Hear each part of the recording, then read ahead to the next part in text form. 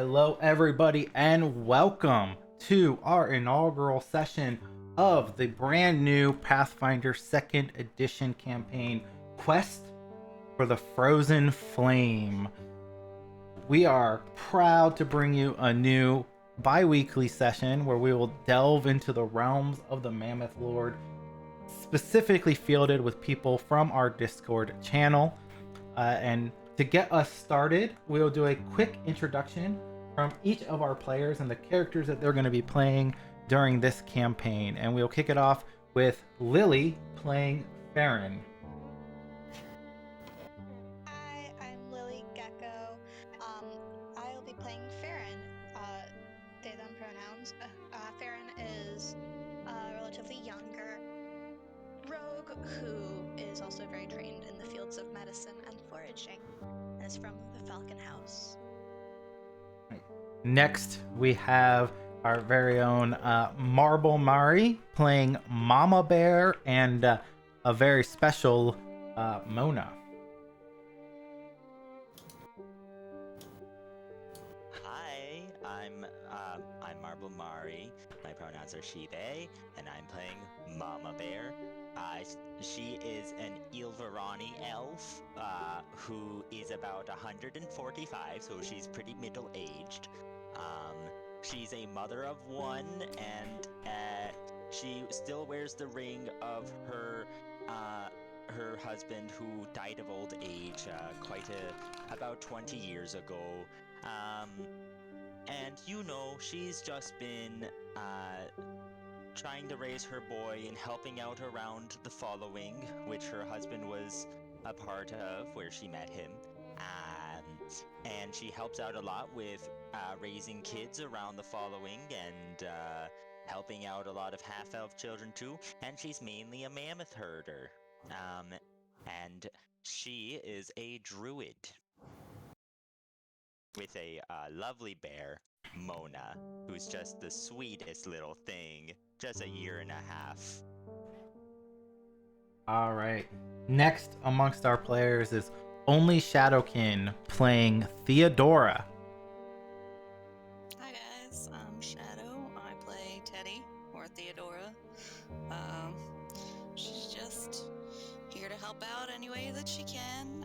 She's just looking forward to making her way, in the clan. She comes from Moose House. She's younger, but she's super, super tall, and she likes to wrestle with mammoths and go hunting, so good times. Next for our characters, played by RM, is Talon. Hi, I'm RM. I'll be playing Talan Begjer, an Oafen barbarian who found his way to the following about half a year ago, and he's there to hit things, take hits, and just help out in non-violent ways sometimes, but it doesn't always work out that way, because he gets a bit angry. And last but certainly not least, played by Magnus, is Lana Took. Hi, I'm Magnus. Lana Took is a sorcerer, a bit more of an occultic nature, having been discovered by the following as a baby, having been abandoned. He's been a bit of an outcast and fairly bullied a lot of his life, so he tends to keep a lot more to himself. All right, and that is our grand ensemble for our Quest for the Frozen Flame adventure path. Now, as we join our party in their newfound adventures, you're all members of a following known as the Broken Tusk, a nomadic tribe of wanderers up in the frozen tundra lands, the realm of the Mammoth Lords. For nearly 6 generations, the Broken Tusks have followed their mammoth herds in a circular migration that spans most of the western half of the realm. Following traditions from time immemorial, survival in these harsh lands and rituals that have existed since the world was young, from the beginning of the days of Earthfall itself. You've survived against the harshness that exists here. Now, the Broken Tusk has set up camp on the Gornok Plain, for in a few days hence, the night of the Green Moon, a special holiday during which the people bid farewell to winter's hardships and celebrate the oncoming arrival of spring, is soon to take place. As in years prior, following the ancient rituals of their following, the Tusks hold a ceremony amid a ring of weathered standing stones known as Rockloom. And you've set up camp here lately. Recently, the following has come on hard times. The winters have become harsher. The spring thaws have not been as great. Food becoming scarce.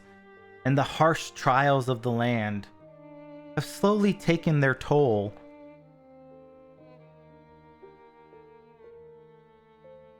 Nevertheless, the following is still confident that their ancient ways shall persevere through these times. The 5 of you have recently been chosen to begin training under Wipa, the head scout of the Broken Tusks. 9 months pregnant and only a few weeks short of giving birth, the following is running short on scouts. She's agreed to train you along with Pakano, the grandson of Grandfather Ewa, the clan leader of Falcon House. As part of this training, as you settle down, Grandfather Ewa's request was clear to you. Hunt down and bring back a meal worthy of the upcoming night of the Green Moon. With the expert aid of the head scout Wipa, tracking down a suitable beast was easy. Pakano, your fellow scout in training, all but whooped with excitement during the hunt. Now, as the quarry comes in sight, the hard part is about to begin. Killing it.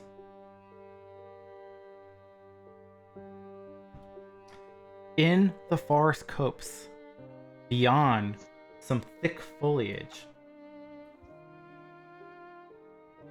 dim morning light outlines a lone bull moose, nearly as big as a baby mammoth. The moose casts a wide shadow on the ridge to the north. The sound of trickling water from a stream to the west intermingles with that of the moose idly munching on the tender grass.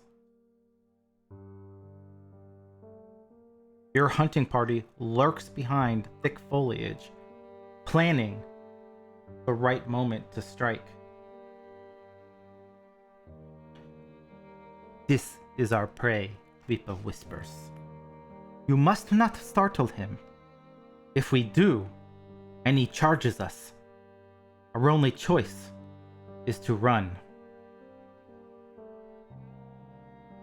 Her solemn, quiet words are met with a snort from Pakano, young Kelid hunters whose beautiful face perpetually bears an arrogant sneer.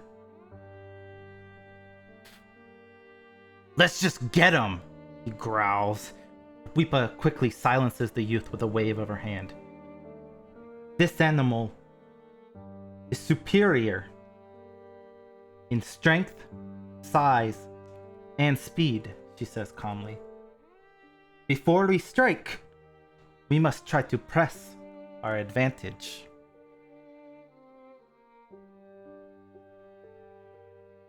let me finish setting this scene up real quick.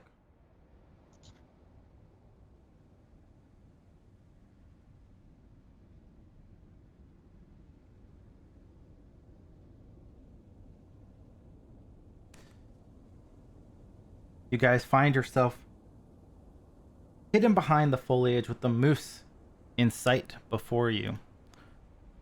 Weepa and Picano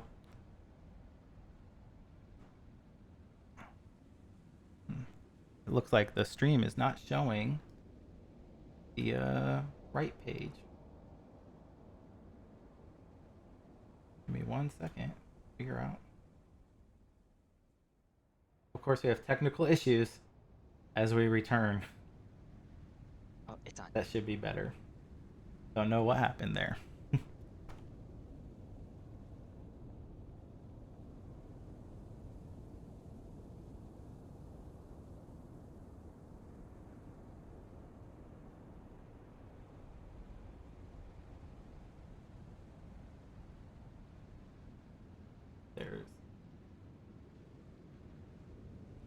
There's Weepa and Picano for you.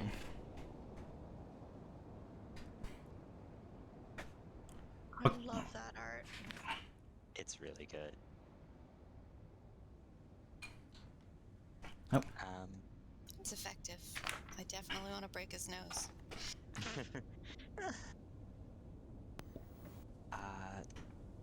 Patience and Measuring distance already. Yeah. Picano we must kind of itching, like, we should just charge the moose. Surely we can overcome it. It's like, caution, young one. Look for ways to bring down larger prey. There are things we could do to weaken the great beast. Make it easier to hunt. Think a bit. What do you think you could do in this situation? look at the size of that moose and look at the size of us. The moose has a very clear advantage over us. From that factor alone, we have to be careful and cautious and very stealthy. Otherwise, we could make a wrong move and lose food. And let down. Please. Superior positioning may very well win us the day here. Yeah. Please, back in my day, we wrestled moose as teenagers. Come on. Like, any young boy will want to fight a moose head on. I'm sure you could take a moose on in person, no problem, but that thing is faster than any of us are. If it catches wind of us and decides not to have a fight, we're going to lose it. We want to be able to catch it. As you say that, Weepa kind of pats her very heavy, pregnant belly. Like, Mama Bear understands. I don't know about you, but I do not want to attempt to run from a giant moose. Yes, that is well. If it starts charging our way, we don't want to be caught on those horns.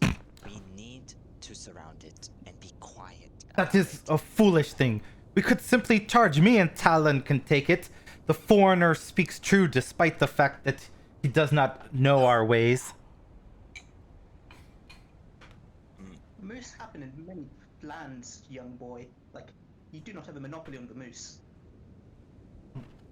Mama Bear just says to him again, just like, I don't think I have to repeat myself when I say that a moose is a very fast creature. Have you seen a bear or a moose run? They are twice the speed you will ever be. You may be They will strong, charge on our fast. spears and die. This talking's getting us nowhere. Let's find a better position and go from there.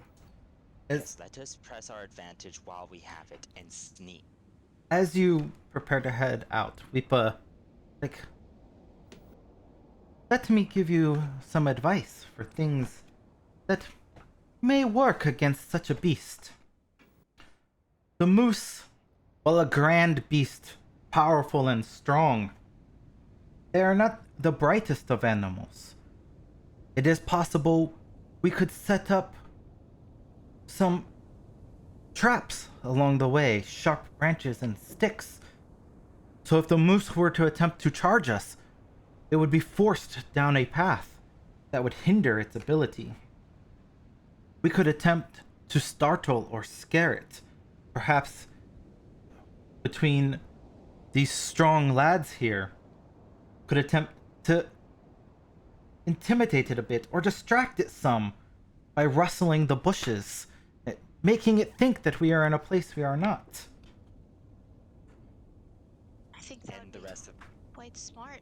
I have a spell that could do just that. Some the hunters rest. like to pretend that they are a female moose, distracting the other creature. Does anyone know any calls to sound like a moose? I could try. I as well can attempt, but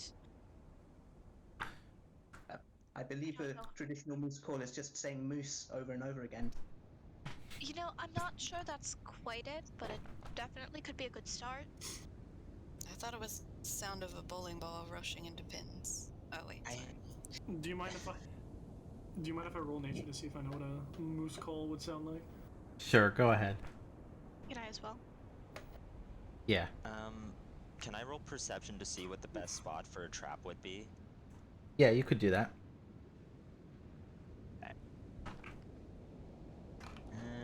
Perception. Oh, it's right over here, right? I feel like Nice, it's nice. ironic that I'm making that I'm making a check if I know what something sounds like.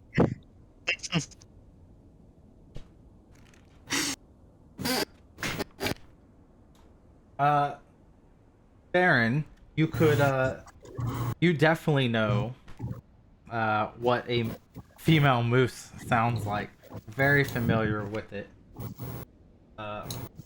Mama Bear, you think it depends upon how you would want to try to kite the moose. You could possibly try to pull it down through the bushes over here, or set up maybe a method over here.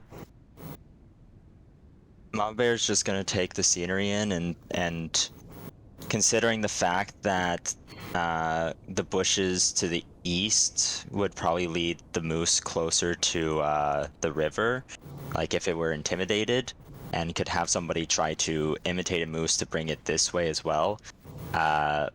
Mama Bear points out that the passage closer to the river looks like a good spot to set traps and an ambush. And then also takes a moment to consider, like, looking at Farron. Farron, if Yes. you are able to get a spot that's a bit far from us, then we can communicate through sign language in case that you need us to try a different tactic if yours does not work. And then we can send the boys over to the east bushes to try and scare the moose our way. And I can send Mona with them. I'm good at being scary. Can I just do a demonstration of my fearfulness, Bayard? You want to do a demonstration? Sure. Yeah. Oh. Not like loud, I'm just gonna look Yeah. scary behind the bushes. Just kind of puff up and show. Yeah. It's like, "Arr." Very scary. Mona Truly horrifying. tries to show her fearfulness as well. Wait, that gives me an idea. Hmm. We obviously look like we are a lot more troublesome than any other beings in nature. What if Bona could be to our advantage in terms of helping lure the moose in the right direction?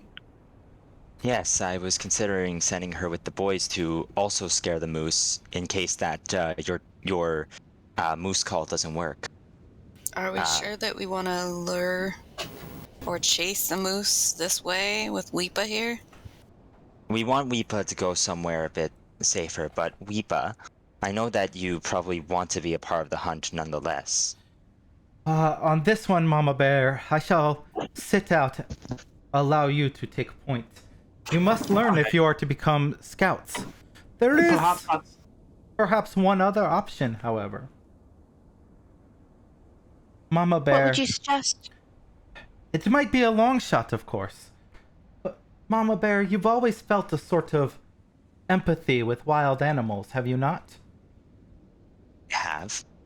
What are you suggesting?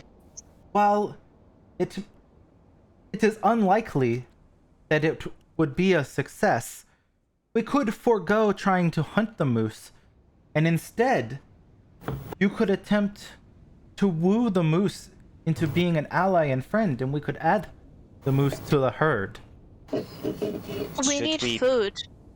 Yeah. I I'm was not going to entirely sure what a bull moose would do for a herd. You can't really milk that now, can you? I was can, going but to it's say unpleasant. that. Actually, you raise a fair point, Weepa. If we manage to capture this moose as an addition to the following and manage to get ourselves a female moose, perhaps even a herd, then we could add more livestock to our numbers. It's an Could option. be a good omen, Mama Bear. I do That think is our house Did we not need sigil, a- right? Did we not need food soonish? This seems like a very long-term play for a very You short. are right. our direct I have mission to is to agree get the with. meat now. We're out here because we need food to last for the following. Though in the long term, it might be a smarter decision. It probably is better to think about now and the fact that we have everyone at home starving. Yes, We need to worry about providing unfortunately, for now instead of we down the simply line. don't know where a could- female may be. We could subsist upon the land. The fruits and vegetables, berries, and roots in this region could do. But of course, a hearty moose stew would do the following great pleasure for the night of the green moon. Ultimately, I shall leave the decision in your hands. You shall make the call. And with that, Picano, we are wasting time. We should slay the beast now and have great food and feast for the celebration. Our forefathers would not want us quibbling over we should take in an animal or eat it. It is the cycle. All right. Speak up, All right, your boy, then forefathers, come boy. with me. Come with me. We'll scare the moose and get it started, and then the more thinky, strategic people can do their plans. But let's get a good fear on. Come on. I'll go I'm set still some going to- traps. I think that we might want to wait a moment and see if we can capture it, because while, yes, it would feed us immediately, in the long term, we probably need to sustain food ourselves, especially since game has becoming more and more scarce. So that's all the more Sadly- reason to take advantage of the food that we potentially have at our disposal right now. And while that does sound And like a good starve idea, tomorrow? yes, exactly. While it does sound like a good idea, It's I don't either believe this starving today or long-term starving solution tomorrow. befits our short-term problem. Yeah. It's The either only starving problem- today or starving tomorrow. Weepa just Also, said we- that we could sustain on the land in the meantime. There's only so much in the land. We can I There's sustain so on forage, the much land. game. Then there's more game than there will be forage, especially Yeah. considering that we're not the only ones who eat the forage. Look, I'll say we put it to a vote. If we wait any longer, the chances are it just goes away. We need to find a decision now instead of squabbling back and forth. I would like to say that knowing animals myself, and knowing that this creature could be catching on to us the longer we wait, we need to act. And right now, we do need food, and we don't know where a herd of moose might be. If we can even get a female in time, if we can even get them to be together, because moose are territorial as well. It may end up fighting us for as long as we have it. I will That's defer also a- to you. I just think that a sustainable option is probably our best. A sustainable option will be found, but it must be found after we have fed everyone. If we We vote, can I find vote. sustainability on a full stomach. Exactly. And we have too little people to be herding a bunch of moose as well and keeping them for livestock. Once we have enough rations to go around, then we can consider a long-term goal. But we are foragers and hunters at heart. We do live off the land as we move. And as we are a following that is on the constant move, livestock simply isn't an always preferred method. Alright, very well, this decision is made. Let's I'm going to get go in set position to some get it over traps. with. Oh, yeah. So Right. one of the options we had was to go and try and scare it through the bushes, correct, Bayard? Yeah, so from my understanding, you're gonna try to set up like a small. Baron's gonna try to set up a small kind of blockade, right, to see if it'll kind of run into it and be unsuccessful. And then Talon, you're gonna try to intimidate it, kind of try to confuse it and get it distracted. And then is anybody trying to pretend they're female moves? I believe I think that would be a was great- Farron, right? No, Farron just knows what they sound like. I think that would be a really good thing for Lanatuk to do. I can certainly try. Then let's move out. You can see All right. Picano is very antsy to move. Picano, I will Where's send the- Mona with you. Yeah. Where is the kill zone going to be? Because, you know, the less we have to move to actually make Over the killing here. strike. Alright.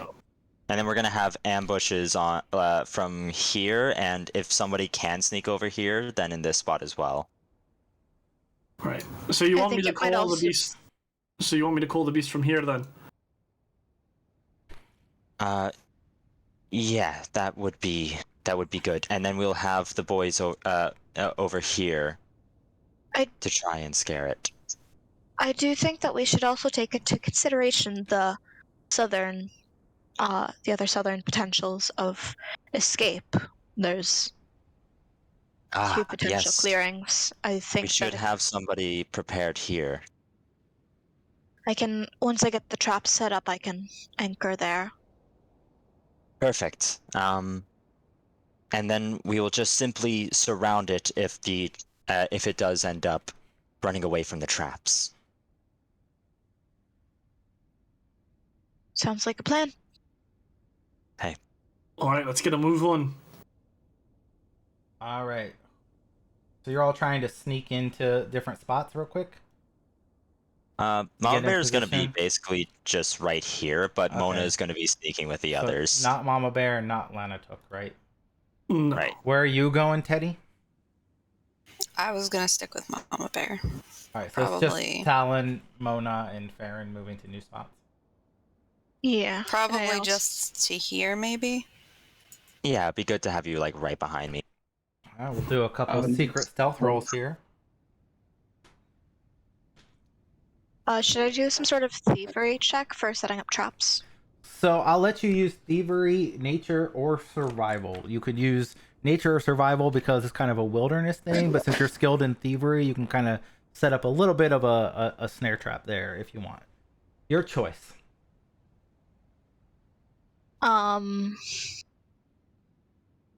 I think I would do thievery potential, if that's all right. You guys can go ahead and move into your designated positions as you desire. Should I just do that roll for the Yeah, ghost traps? you can do the thievery check. All right.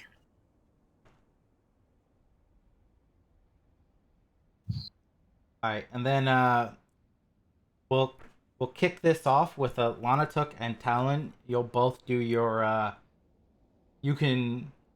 Talon, you can do intimidation, of course, and then you can have Mona do an intimidation as an aid check if you'd like.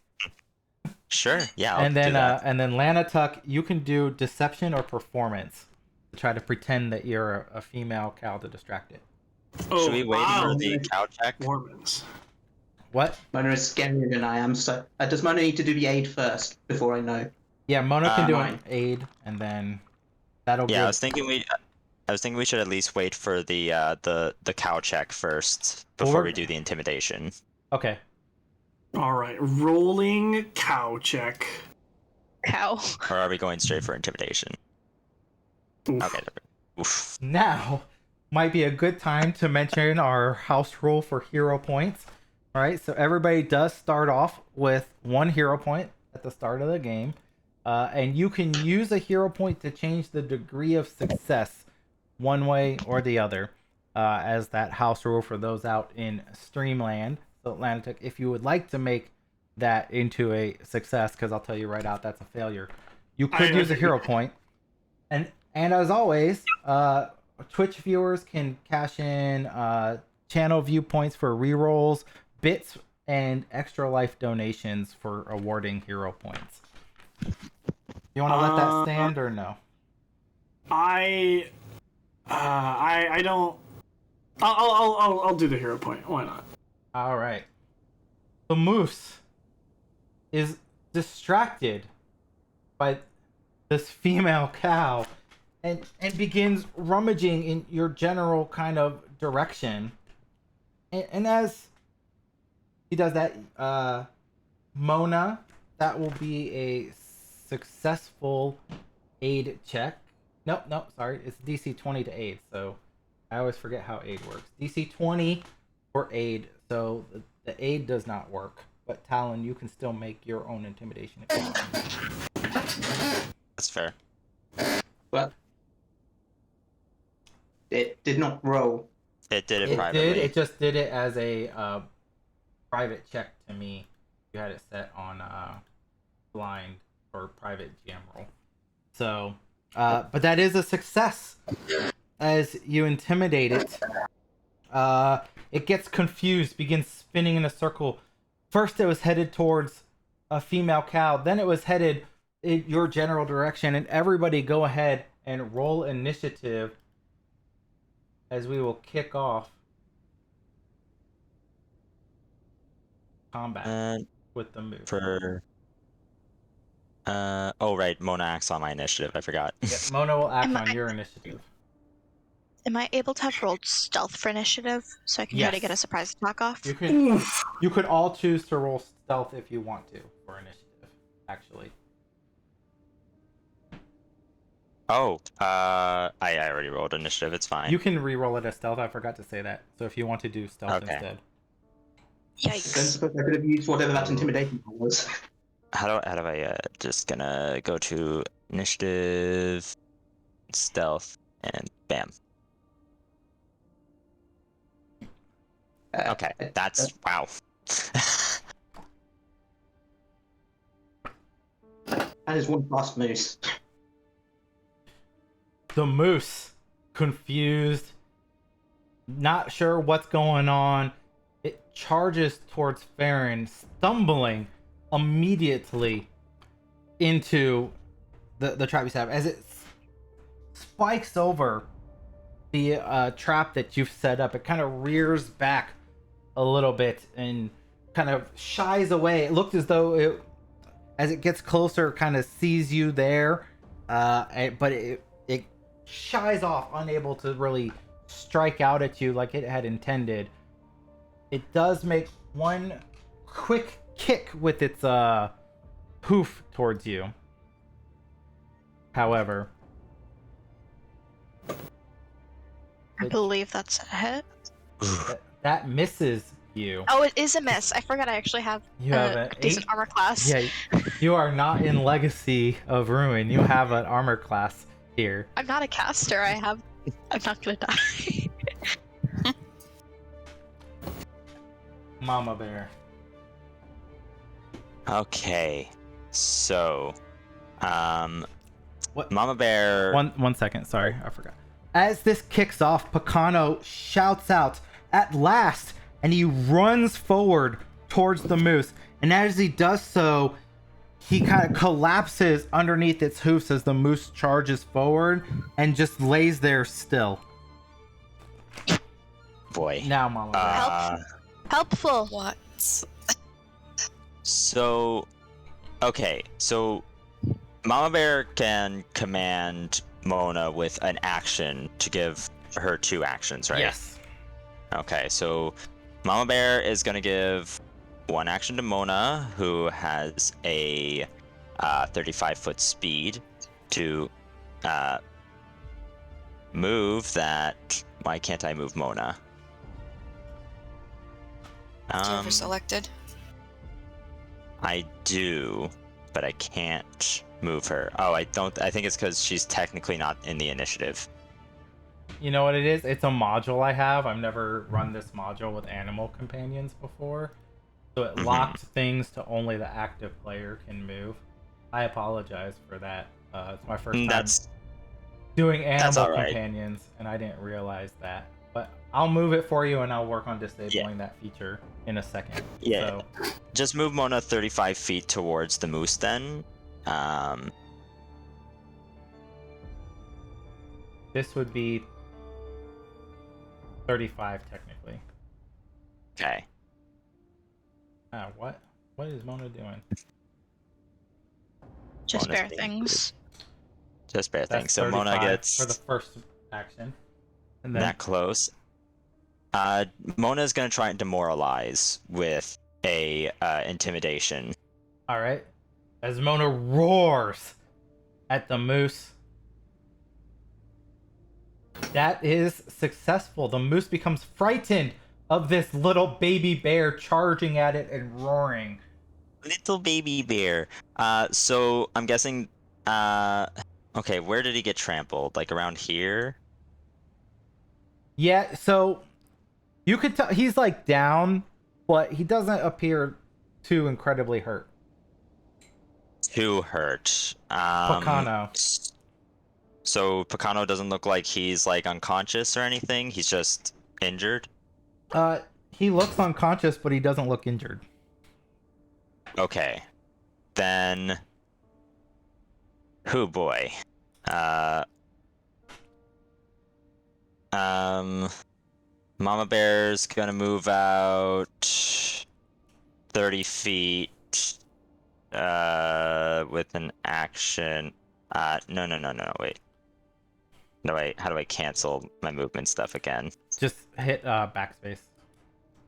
Okay, let's forget that she did that. Yeah. Okay, that works. Mama Bear's just gonna come over this way. 5, 10, 20, 25, 30. So she's gonna move 30 feet this way. And she's just gonna attack the moose with her spear. Okay. And that's gonna be a strike from the Elven Branch Spear. Oh, wow. That will miss. Okay. Well, that's fine. Yeah, that's Mama Bear's turn. So I gotta just go to... Oh, Lana took. I got that. Is this like greenery? Is it passable at all, or is it like too thick? You could move through it, but it counts as difficult terrain. And Boundary will auto-calculate it as difficult terrain for you. So and that just means I move slower through it, right? Yeah, it costs twice the movement to move through it as normal. Okay, this is 15 feet, right?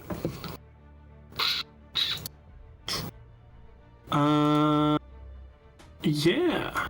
Okay, so Lanatuk's gonna move here. He's gonna move here. I can't move him. What is happening? There we go. I had the ruler selected accidentally. And he's going to do,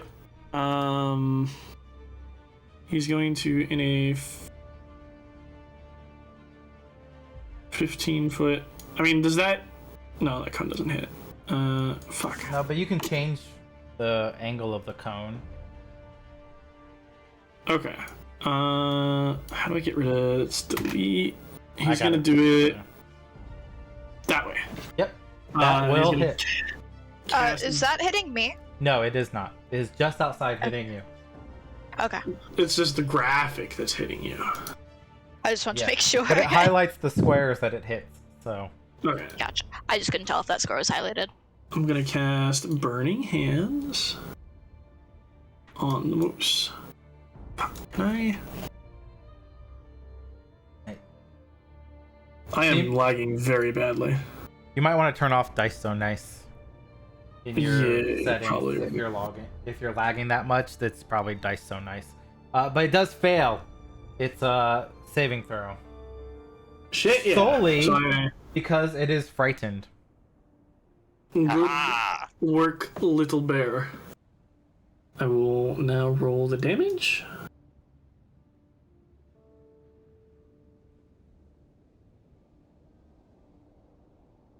Damn, that's not bad.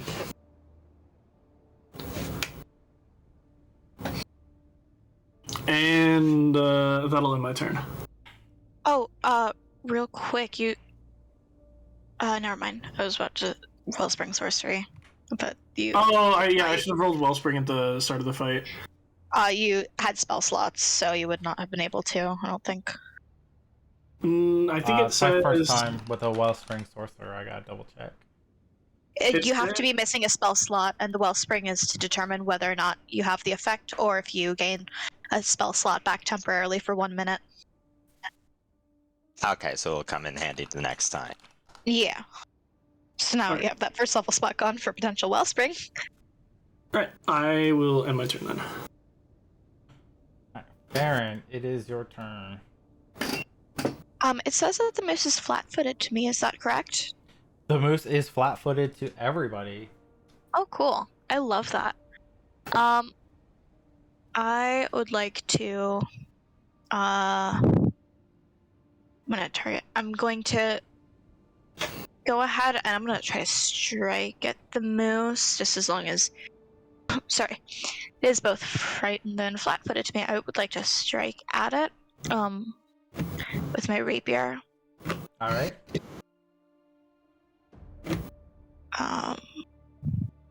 As a free action, can Mama Bear tell Teddy to surround the moose? Yeah, you can shout that if Okay. you want. That will hit. Sweet. We'll sneak attack roll with it. Ooh.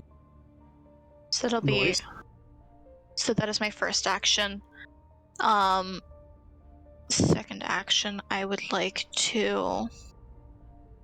I would like to attempt to do a tumble through in order to use my movement to get to Picano to see if he is all right. All right, go ahead and roll acrobatics. That'll be against its reflex DC.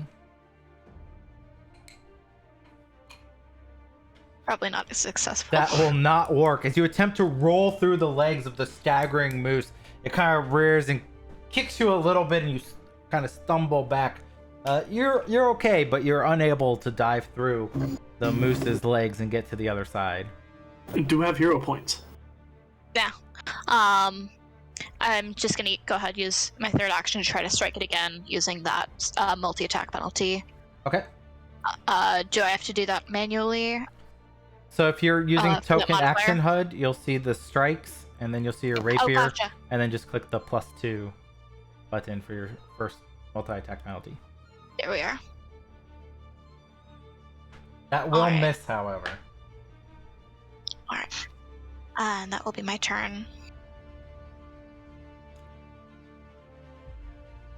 Right. Talon. I'm gonna step out from the bushes, and then, if I've measured this correctly, yeah, I'm going to sudden charge. So I'm just gonna charge all the way over. All right. That's within That 10 will- feet, correct? Yep. Yep. And because I have a reach weapon, I'm just gonna hit him with my big old disarm. Go ahead. Remember to target and then roll your strike. Yep.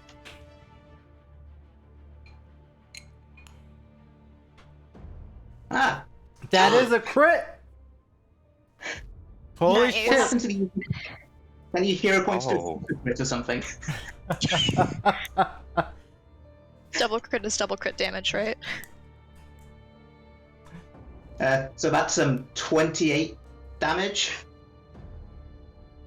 Yeah, Oh so my rushing out from the bushes, you rush in, bring down your reach weapon, it slams into the moose, cuts straight through, and the moose falls, collapsing to the ground, dead. As he falls to the ground, dead, Picano slowly picks himself up, kind of shaking his head a little bit. He's like, oh, it is done. Good hunt, everyone. Yeah, you know, in a few years you might be able to do that yourself. Not now, though. He glares at you. Very helpful. Weepa steps out from behind the bushes. It's like, it was good hunt, everyone. Very good.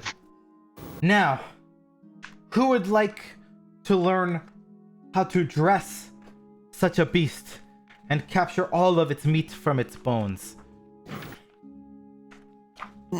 Teddy would ruck up.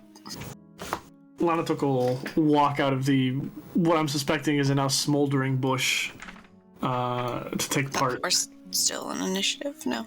You're not in initiative. You should be able to. So when you say dress, had the does wrong that mean thing you're selected. putting a funny hat on this moose?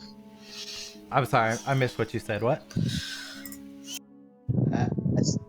When you say dress, does that mean we're putting a funny hat on this moose? And I look over at Theodora's hat.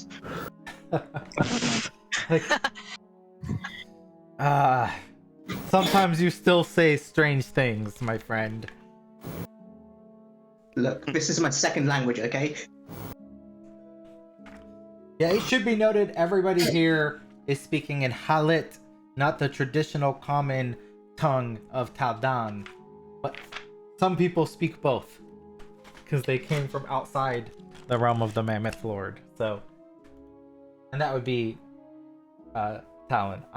I know I'm putting the emphasis wrong on your name. How is it again? Talon's fine. Okay. It's Talon with a T. Okay, if you are seeking to learn how to cut the animal up for meat, go ahead and just move your token within this square, and that way I know who's participating in it. Alright. So, as you gather around, Weepa comes down, pulling out the long knife. She begins carving the moose up into sections. This process takes several hours to go through, as she shows you all the different ways to go through the hide, the muscle, the organs, and package them appropriately so that no part of the moose is wasted, no piece of it is left to rot. You take every piece of the animal, and as you do so, you all feel like you've gained this intrinsic knowledge of what it means to actually dress an animal and take its parts off. So in the future, for those of you who have participated in this activity, if you would so like, you now have access to the uncommon feat known as All of the Animal, which allows you to properly harvest meat and stuff from hunted prey. But you don't get it for free. You'll have to select it for people later on. Later on, okay. So when you level up, you can choose the uncommon feat, All of the Animal, as one of your level up feats. That sounds like something Mama Bear would probably take. Unless anybody else wants to do that. Two people would be good, but... Potentially. Is Picano planning for lesson here? Or is he gone, like, off moodily? Picano's here. Okay. I think all this time I'm just going to be ribbing him and saying, like, look, take it from me, this is how you should do it properly. I'm, like, really lording over that I'm better at him at violence right now. You just see him simmering and smoldering. He's like, you don't understand our true ways, Outlander. Clearly, you don't either. Enough And from is all. there really a reason to try to shame somebody for that? They're trying to learn. Mama Bear just sort of speaks up and just says, "All right, enough." And she just grabs some dirt off the ground and makes some healing plaster and says, "Show me your wounds." Here, I can take care of him. It's all right. I'm fine. You wanna- Do not worry about me. I am better than that. It's not worry, it's duty. Now let me heal you. Or let Farron.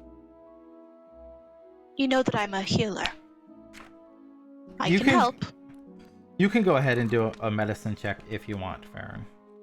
All right. Go ahead and hand the Medicine or healing treat plaster. wounds. Medicine or treat wounds. You can do treat wounds if you want.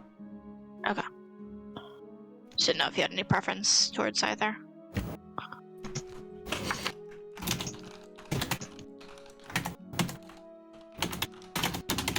Oof. Yes. Nice. Yeah, that is a success. Yeah, Farron just kind of goes over and just like fully just like head down, not paying attention to anything that Yeah, you could be saying, and also not able to. You notice he doesn't have any wounds. He kind of pushes you away angrily. Like I said, I'm fine. I was just trying to be cautious. You got ran over by a moose. You should know that those of the Falcon House are made of tougher stuff. Clearly. And you should know that it is my duty as a healer to make sure that everybody is all right. Let us return to camp with our bounty. Everyone should be eating soon tonight. We've all learned a valuable lesson here, I believe. Let's go. Are we setting up camp here, or are we like heading back immediately? I think we should head back immediately. We have the food. Everybody's hungry. Weepa nods. She's like, yes, we should return the food to camp as quickly as possible so that our fellow members can process the meat appropriately and it does not spoil. Of course. Mona.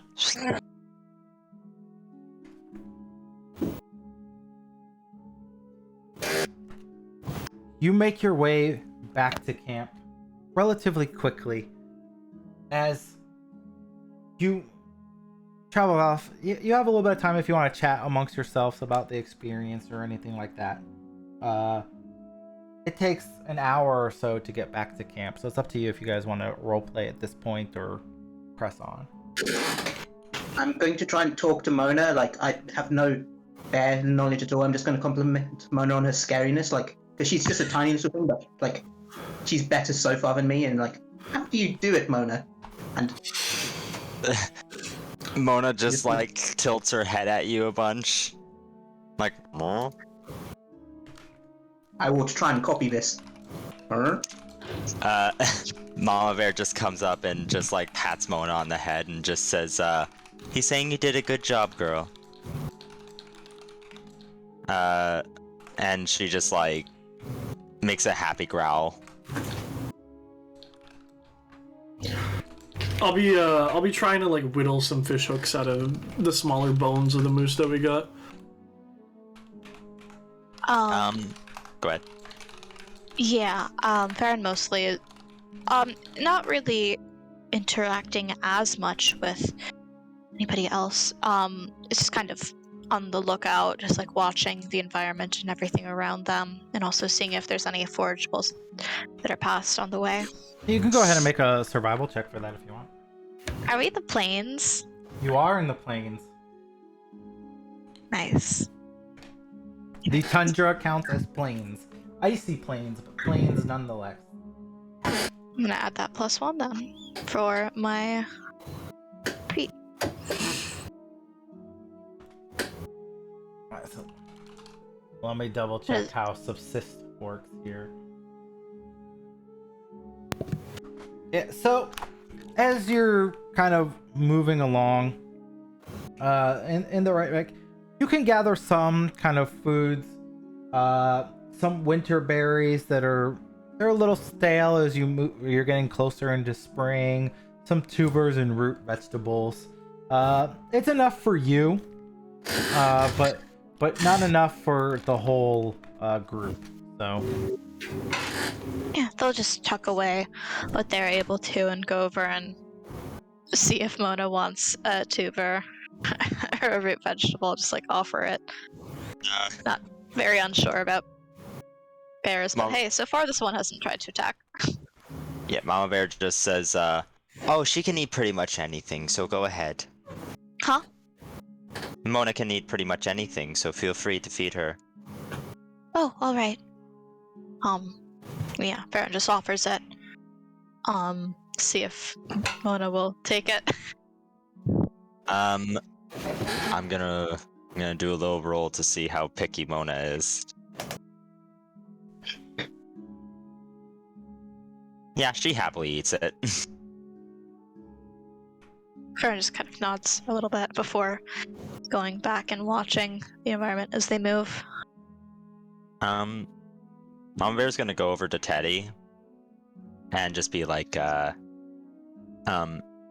Teddy, I was thinking that telling gods to that moves pretty quickly, but maybe, if you're able to, you can try making sure that animals can't run away from us the next time we're in a situation like that. I was gonna go around and try and get behind it, seeing as you had it blocked off, but Absolutely. I was definitely the last to act. I was a little upset that we had to kill it. She sort of puts a hand on her shoulder and says, I do agree with your sentiment, but there are many animals on these plains, and we will find enough to make a following of creatures that we need, but moose are wily and are better to hunt than to tame. I can't keep them under wraps forever. Teddy just nods and grins, like she's glad that they're gonna be able to feed everybody. She's just, happy to be along, and she claps Mama Bear on the shoulder. And I know, and I'm glad that we'll be able to give everybody at least a good meal. Of course. The time will come for us to be able to have some sort of animals other than mammoths and woolly rhinos, but until then, I'm happy to hunt alongside you. And from how you handle my mammoths, I know we'll do great with you by our side.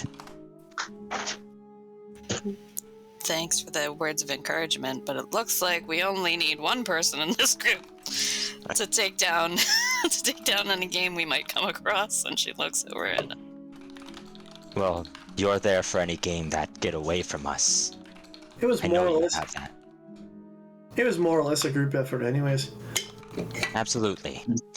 We only were able to kill the beast so quickly because we had it pinned, because we had it surrounded. And Mama Bear sort of looks down at her spear and just thinks for a moment and says, and as important as this spear is to me, she puts it on her back. She's just like, I think I need something I can hold a shield with as well. If that moose had hit me, I'm sure that I wouldn't be walking away with such a spring in my step. Oh, do you need a weapon? And Teddy would draw her knife and hand it over. Handle first. Mama Bear sort of pats her hips and shows that she has 2 daggers and just says, I was thinking more of a spear. This requires both my hands to use effectively. But just something a bit smaller would be preferable.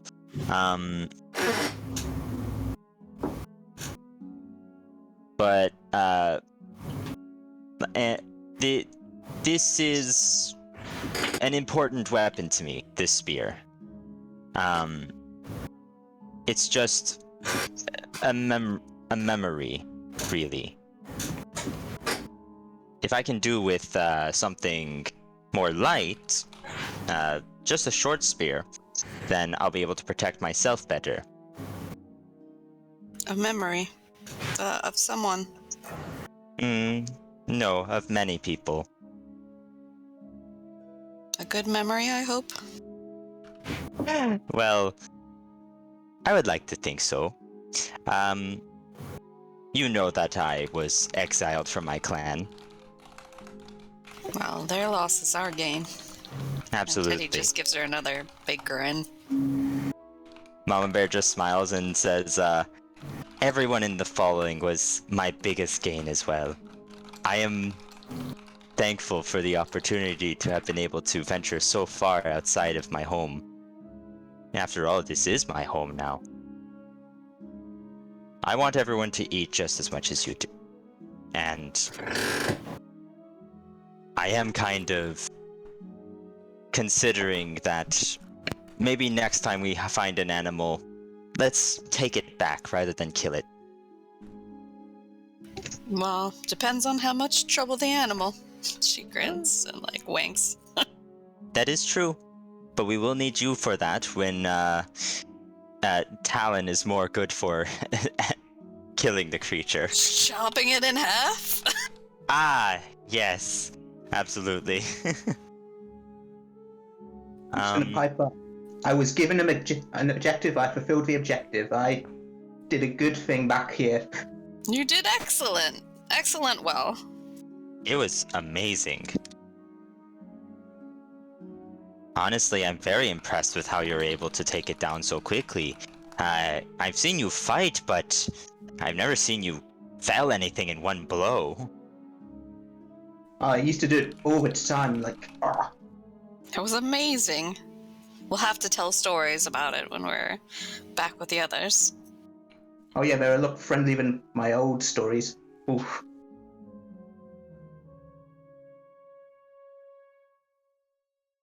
As you discuss, the camp slowly comes in sight. As you make your way inside, you drop off the meat of the moose. Several people sort of clapping you on the back as the evening begins to draw to a close. Weepa smiles and just like, you all did a great job today. Please enjoy the rest of your evening, and we shall meet in the morning. Thanks, Weepa, for taking us along and showing us the ropes.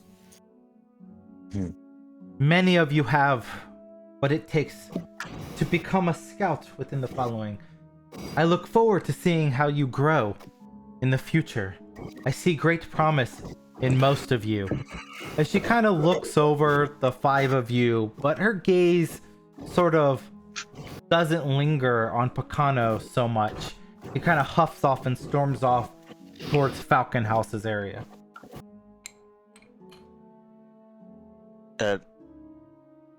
Mama Bear sighs a bit and sort of follows after Picano. How old is Picano again? Is he? I'm imagining like 15 or something. No, he's in his 20s. A little whiny Older for his than 20s. Farron.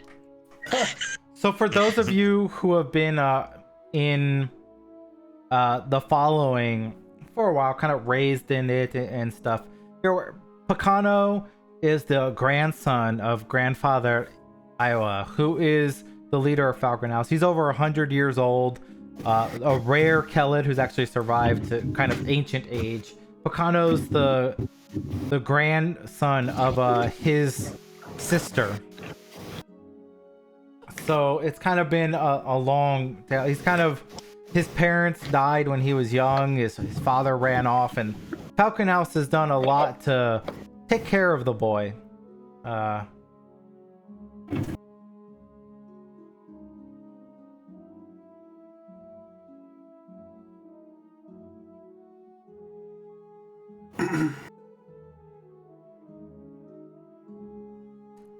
yeah, just before we head off for the night, I'm just gonna go over to the healer's hut and just show off at once I didn't get a moose hoof print in the face. Alright. Farron probably would just be going there by default as well to make sure that nobody needs any help with anything, and just like big face palm when they see Tal. Look, guys, will we're just walking from the inside this time. Lanato will just find a quiet corner to sit down and start reading a book. Teddy would probably talk a little bit with Weepa, just get her opinions on anything that they could have done better, or any way that Teddy could have been more helpful, and then once she was done, chatting, she would wander off to find Mama Bear and see if she needed any help with anything. Mama Bear was on the way to Picano, so you would probably find her, like, just about to approach where Picano is chilling out.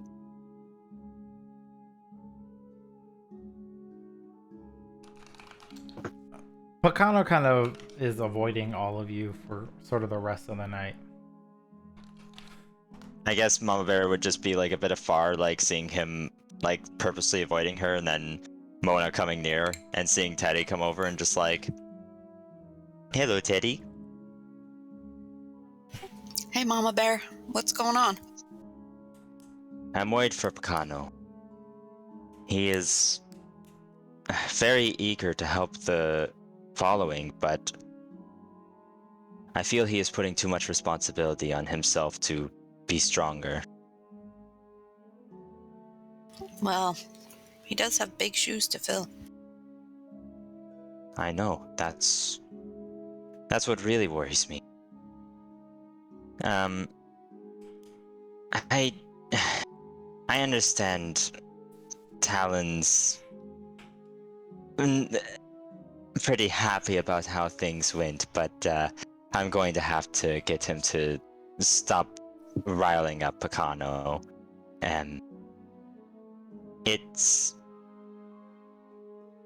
It's obviously a sore point of him not being trusting of people outside the clan, but Picano is going to need to learn to trust if he is going to be a leader. Teddy gives her a nod and looks over, like, they're looking out after Picano, right? They've seen him. Yeah, he's kind of storms off, seeing you guys approach. Yeah. So, a little bit of history, what you guys are aware. You know, Picano's been training to be a scout for a little bit of time. A few weeks ago, he was actually on a scouting trip with Weepa's husband, hunting aurochs. And on that scouting trip is when Weepa's husband died in the middle of the hunt. And he kind of came back covered in the blood of Weepa's husband and, you know, a little traumatized. And it was around that time that the following started to look for other scouts to kind of help out with their needs since they were running low, and the 5 of you started entering training. Do you think that... But he's always been kind of a jerk to all of you. Yeah. Even before then. Do you think that maybe he's afraid after, you know, what happened? Do you think that he dropped to the ground on purpose? Oh, no, I think that was actually something that upset him more than anything. But he has, he's been like this since he was a boy, and I'm certain that there are many leftover feelings from what happened, but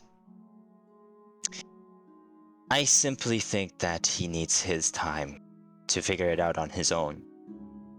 But in the meantime, we can act as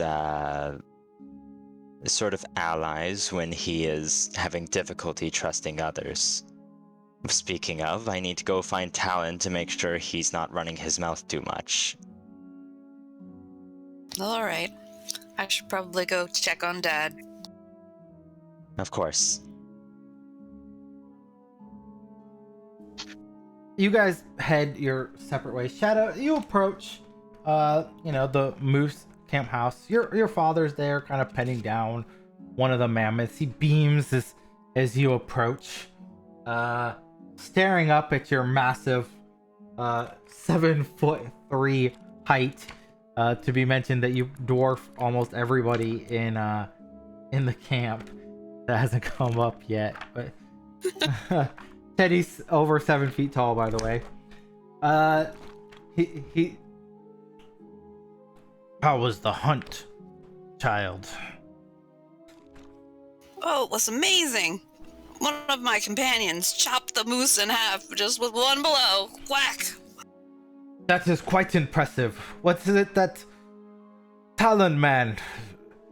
It was indeed. Yes. He seemed the strong sort when he came here. And how did you fare? Oh, I did terribly.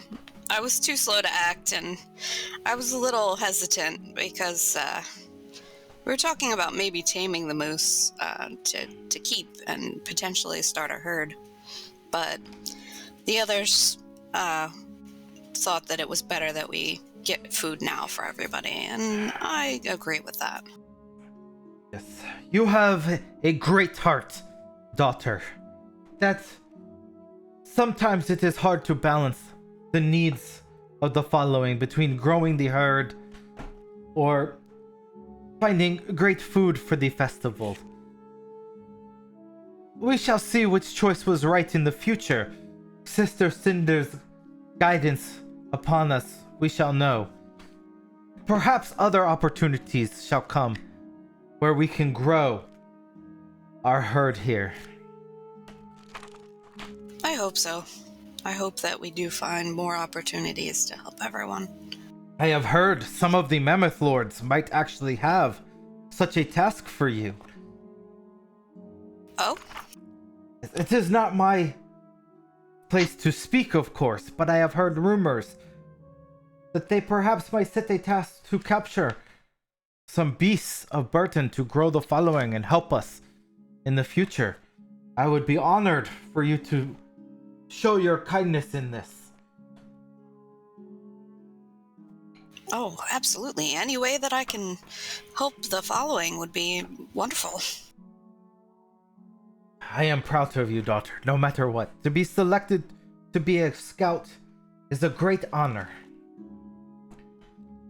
Weepa taught us many things this evening. She is a skilled huntress and a great scout.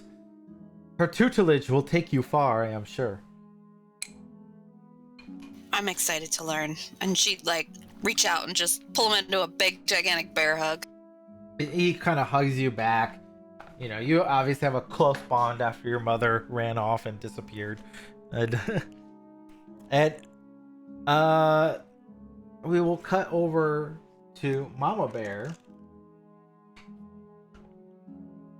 So, yeah, she's just going to Talon, making sure he's not still, talking shit. Is Talon still good? I mean, after he's just showed off he's uninjured, he'd probably go back and just find a clearing and see if he can replicate that one strike, because, it looks impressive to everyone else, but Talon knows that he only makes one of those 1 in 20. So he's trying to do it more often. He's only got a 5% chance to pull that off. Yeah. Oh my god. You see him just doing lots of strikes, which are decent looking, but not super impressive. And, every now and then you see, the moose cutter. Mama Bear Cutter. The moose cutter. Mama Bear probably just sees that and sees that he's not saying anything to put down Picano, and just nods her head and then goes find her son. Probably carrying some food with her too. You head back towards Moose Camp. Several people kind of caring for the mammoths, taking care of the beasts, brushing them down, including your son, who's brushing down one of the beasts as you approach. He kind of looks up. He's like, Mama! Hello, my boy. She gives him some food and says, have you been eating well while I've been gone? Mama, I'm in my 20s now. You don't need to worry about me eating or not. I'm a grown man now. For our people, we live a long time, dear. You are a man, but you're still a young man, and you need to eat enough in a day to get stronger. Yes, Mother. She sort of just pats his head and says, but you are right. I don't need to be mothering you every time I come back. How has your day been? It's been good. The mammoths have been very well behaved. I think they are settling in to the land here quite well this year. Good grazing opportunities. It has been a good time for them as the land thaws out. That's good to hear. Maybe we'll be able to stay here for a bit before we have to move again. Yes, hopefully we shall have a few weeks to relax here before we must move on. The mammoths could definitely use such a break. We may have a few weeks to get some more animals. She takes a second to think and says, has there been any problems at all with the mammoths? None so far, Mother. They've settled quite well. That's good. Well, why don't you just take the rest of the night then to have fun with everyone else? I'm probably just going to be resting for a bit. Yes, of course. He kind of looks over towards one of the local campfires where you see several of the younger members of the following are starting to bust out, some mulled spirits, a little bit of fermented mammoth milk. Typical young person activities. She just sort of shakes her head and then says, all right, yes, you can go enjoy the festivities over there as well. Woo, woo, woo, woo! And he just takes off, rushes over towards the campfire there. She just sort of plays with her ring for a little bit before she just probably dozes off unless something wakes her. You guys all settle in, kind of resting for the night. As the morning comes, it rises crisp and cool. The Broken Tusk camp begins bustling with activity as several members of the following begin separating into discrete groups, some starting fires, preparing food, creating stewed moose from the hunt that you brought back with the meat yesterday. Several others begin to head out, collecting spring herbs, hunting small game, and foraging for root vegetables nearby. The majority of them chattering excitedly about the upcoming Green Moon ceremony. As you begin to circle around preparing for your daily scouting lessons, two of the Mammoth Lords come and approach you. Grandfather Iowa, as well as Letsua. And I'll toss their pictures out in chat for you real quick. So this is Grandfather Iowa.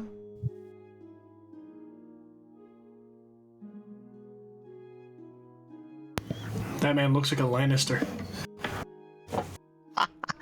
He looks good for 100. Pretty dang good for 100. 100 plus. His hairline is on point for being over 100. That is also fair. I suspect a diet of nothing but protein does that to you, though. That's why we gotta bring back the meat. And here is Letsua. How do we spell that? Are you able to pop that into chat? Yeah. Thank you. Notes. So, Who is also a Arctic elf, by the way. The husband of Argakoa, the leader of Otter House. So, as they approach, Grandfather Iowa is first to speak. Young ones, Weepa says good things about your scout training. Said you might make good mammoth lords someday. Ha ha! Let us hope so. He smiles broadly, and his weathered face crinkles like parched earth. The green moon rises 3 nights from tonight, and its light will mark you as true Broken Tusks as you embrace your new responsibilities as newfound members, and he looks at Talon, or as those who have found their calling in service, as he glances over the rest of you.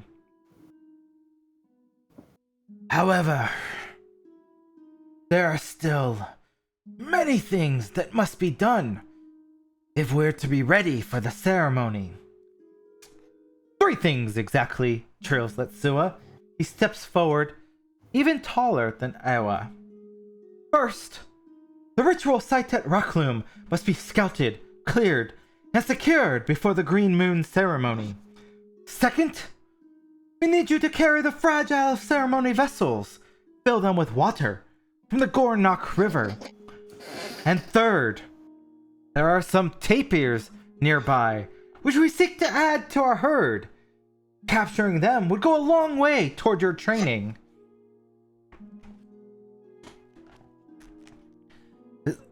As he pauses, they look towards you expectantly, in case you have any questions about the tasks they have said to you. Can I get a repeat on where we have to fill the ceremonial vessels? At the Gornok River. How many vessels was there again? They didn't mention. Are you asking that in character? How many vessels must we fill with water? The vessels? There are enough for each of you, as well as Picano, to carry one and bring it forth. It should be enough to do the rituals that we have prepared.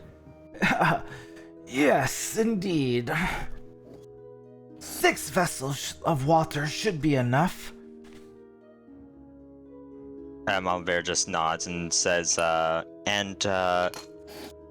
what is exactly needed at the ritual site at Rockloom? Rockloom is an ancient place with a deep connection to the animal spirits. For many generations, we have observed the ceremony of the Green Moon at this sacred site. Since before the breaking of tusks, before we were who we are now. Go there. You will understand why we call it Rockloom. Check the site and make sure it is clear of debris and animals appropriate for the sacred ceremony. However, know that this sacred site is bound not just to us, but to the sacred creatures that also call it home. Of course, you may defend yourself should anything occur, but do not willfully seek out to destroy any animals that have rooted there. Such a thing would be against everything I believe in. On the night of the ceremony, the gods themselves shall ensure that the place is clear of any foul beasts and protect us for the sacred rituals. And then what was... where did you need us to find these tapirs? As it mentioned, Grandfather Iwa looks towards Farron. Like, Emek! Yes. Your younger sister. A talented herder, indeed. She can help That she you is. with the tapirs. She She knows is where quite they are. talented. I don't doubt that her abilities would be more than able to help us, Yes. without a doubt. A lively and friendly lady, blossoming into young adulthood. Her skill with animals perhaps even rivals your own, Mama Bear. Letsua nods. Indeed. She has quite a way with the beasts. I'm sure if you listen to her words, you could learn much. I am sure that she would be more than capable for the task. I have seen her work very well with the mammoths and with the other animals.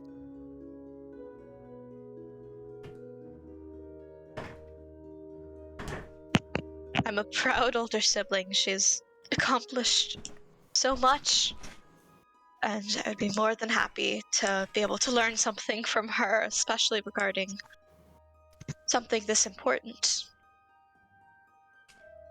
Father Ewa lays a hand upon your shoulder, Farron. He's like, you do the following proud as well. In your own calling, Farron. I appreciate the kind words. I know that her achievements are much greater than mine, and I don't want to discount hers at all. Emek is skilled indeed with the ways of communicating with the animals. But it is not Emek who Weepa says might one day become a mammoth lord as us. And Lesua nods once again. Indeed, the five of you have shown great potential to perhaps be future leaders of this following. We do?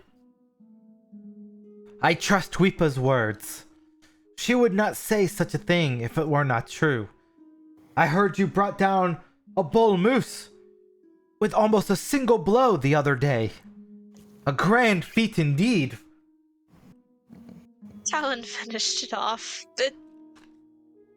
We just helped a little bit along the way. But you worked smart. Intelligently, you lured the beast and were able to feed the tribe for many days. Did you not? And Grandfather Ewa nods his head sagely. It was due to all of our efforts that we were able to give Talon the space and the circumstance needed to kill the creature so quickly. Sometimes, I believe to become a great mammoth lord does not involve your own strength, but relying on the strength of the following as one. Grandfather Ewa nods. He's like, indeed. We are all connected together and must rely on each other's strengths for the following to succeed as a whole. You have learned this lesson well. There's always a bigger enemy. You never rely on one person to get it done. You need more than one, always. Like, what happened yesterday was magnificent, I have to say, but it probably won't happen again, so we need to be smart and be ready. Like, you know, I'll have a bad day, so maybe Mama Bear will have a bad day, Mona never have a bad day, like, but, you know, our time will come. Like, everyone's got something special to give.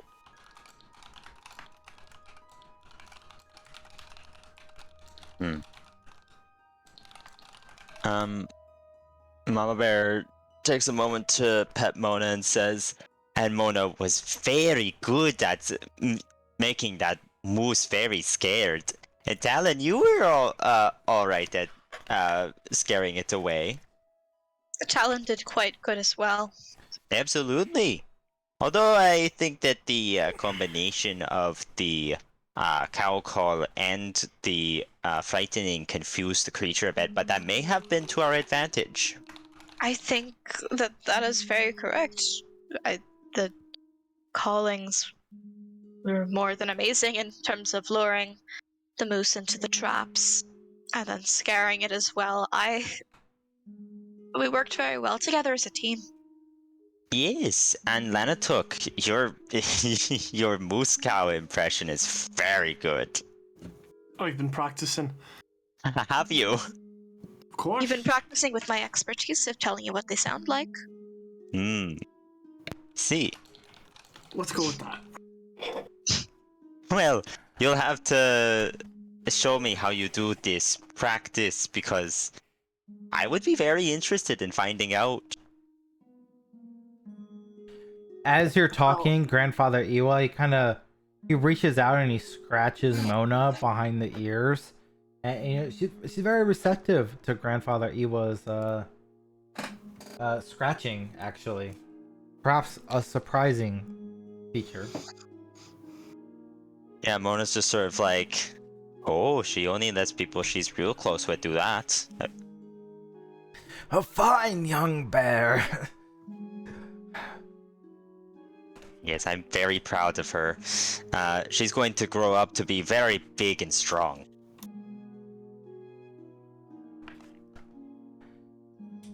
Let's look at you. Any other questions for your tasks? Well, I have everything sort of marked down to gather the tapirs, clear rock loom of debris and dangerous animals, and to fill the ceremonial Where will we be getting the ceremonial vessels from? And when do you wish us to do this? You can carry out the tasks in whatever order you desire. When you are ready to go to the river, see Pacano on the edge of the camp. We have asked him to accompany you on this quest. When you are ready to capture the tapirs, see Emek. But Rockloom?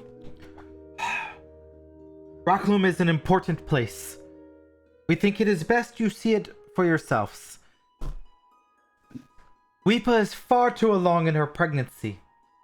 She will not be accompanying you on any future journeys. This is on you now, as the scouts of the Broken Tusk. I'm sure we're more than capable. Farron, would you like us to go see Emek now, or should we take care of one of the other objectives first? I don't know why there would be a reason to take care of anything out of order. They all can be done at any point. I think that visiting her I would be think smart. we could give Pacano maybe another day just to cool off. Like, he probably doesn't want to be with us 2 days in a row. Yeah, that might be a smart thing. Is that Having grown up with Pacano, that might be. Grandfather Ewa he nods slowly, sagely, like, each of these tasks will also take quite a bit of time to travel. Realistically, you'll all probably only be able to do one each day. 3 tasks. 3 days. I think it would be a good. Yes. I think it might be a good start if everyone would be willing to work with Imak.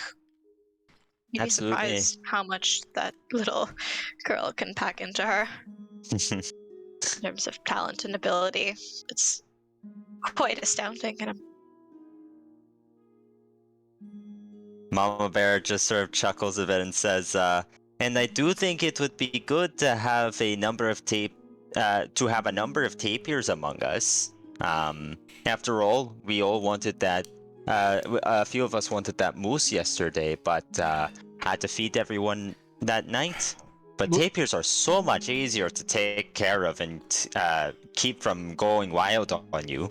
Letsua nods a little bit. It's like, indeed, the tapirs will also be a great resource to alert our mammoths to potential danger when we approach them to watering holes. Tapirs, they love to rush into water, whereas mammoths, they lumber slowly towards it. If something in the water attacks the tapirs and devours them, it'll give a fair warning to the mammoths, prevent them from panicking or stampeding. And kind of taking on a more somber tone, he's like, tapirs, of course, are plentiful. Mammoths are not. Broken tusks, and he looks around the camp, are not. To ensure the survival of the following, we must protect the mammoths. The tapir sacrifice is a noble one. We are eternally grateful to them. And he kind of nods his head towards everyone. Such is our way. And the spirits of these tapirs will be honored, of course, should anything like that ever happen. Indeed. And can you milk a tapir? Can you make tapir cheese? We have mammoths for that, it's fine. We make more than enough cheese from our mammoth cows alone. Goat cheese is a thing. I mean, I Don't see have why any not. goats. More kinds of cheese. There's nothing wrong with that. I know. Why am I googling about tapir milk now? Apparently, it's very different. Avoid cheese. It's very Cheese is different really from dumb. rhinoceros milk. In case you were wondering. Yeah. Is it? Mama, go ahead. Believe it or not, Why is cheese just a common theme in games? Tapir milk has less potassium than goat milk, by the way. Huh. Oh. believe it or not, Googling tapir cheese does not bring up any results relating to cheese. Yeah, I had to Oh, Google dear. tapir milk. Can Theoretically, I- yes. I guess. We have mammoth cheese. What do you want to do? Would Mama Bear? Mama Bear know that like tapir milk isn't that good, or do I have to do a nature check for that? Do a nature check on the quality of I mean, they didn't tapir say milk. Oh my Oh god. my Say it's god. not good. They just said it's less potassium. You know. So that's 24. You are very knowledgeable that tapir milk is not the best milk for cheese or consumption.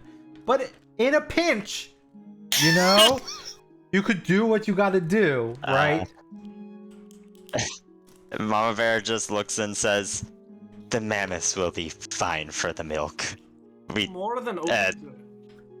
I am not. I am certain that the tapirs will provide good meats, but not much in the milk department. I'll make my own cheese. You can try. I will not stop you.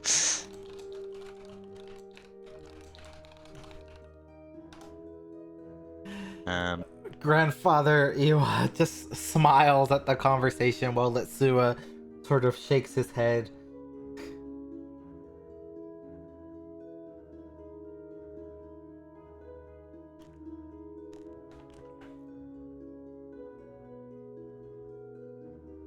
So, we're after these tapir first?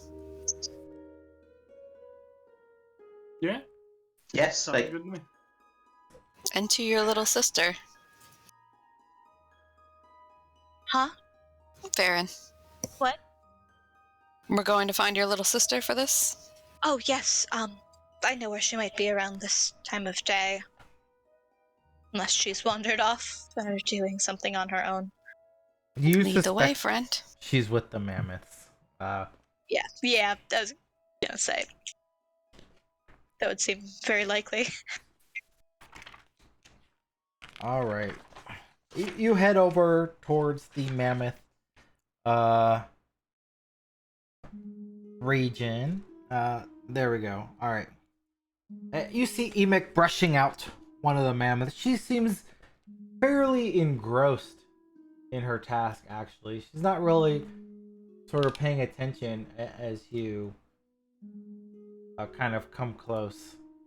Well, I'm fully gonna sneak up and try to scare her. It's my little sister. I gotta mess with her. Go ahead and roll me a stealth check. Oh my god, that photo is so cute.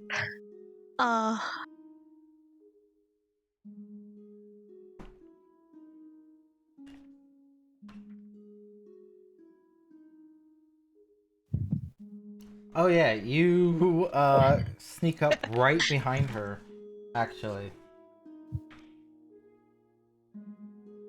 Yeah, and it's just gonna like sneak up right behind her, and then I just like pick her up and throw her over my shoulder just to mess with her a little bit. Farron, stop it! Stop it, Farron! Stop it! Stop it! Stop it! Stop it! I was trying to take care of the. Oh! All of you are here. Oh. Mhm. Ah. Mhm. Hi, everybody. You must be here about the. So easily. Are you here about the tapirs? And do you set her down? No. Okay, Not yet. She just struggles a bit. She starts slapping you on your back a little bit. Okay, Like, put me down, put me down, put me down, put me down. fine. I'll put you down. Fine. They just put her down. You are so easy to mess with. It's okay. And as you put her down and she's standing in front, several she immediately starts making like movements with both of her hands as she talks, as though in some elaborate sort of form of sign language. Are you here because Grandfather Iwa asked you to come? Are you here about the tapirs? Farron just kind of beginning to... Farron smiles a bit and then they start to respond, signing back before realizing, oh, not everyone can understand. And they kind of sign before speaking. We've been sent for the tapirs. Oh my god, My father who has sent us. I can't wait. It's gonna be so great. We're gonna get to go on an adventure. I'm gonna get to tell you all about the tapirs. I can tell you a little bit about them. Breathe. Yes, Slow down. Yes, sister. Of course. I'm just so excited. I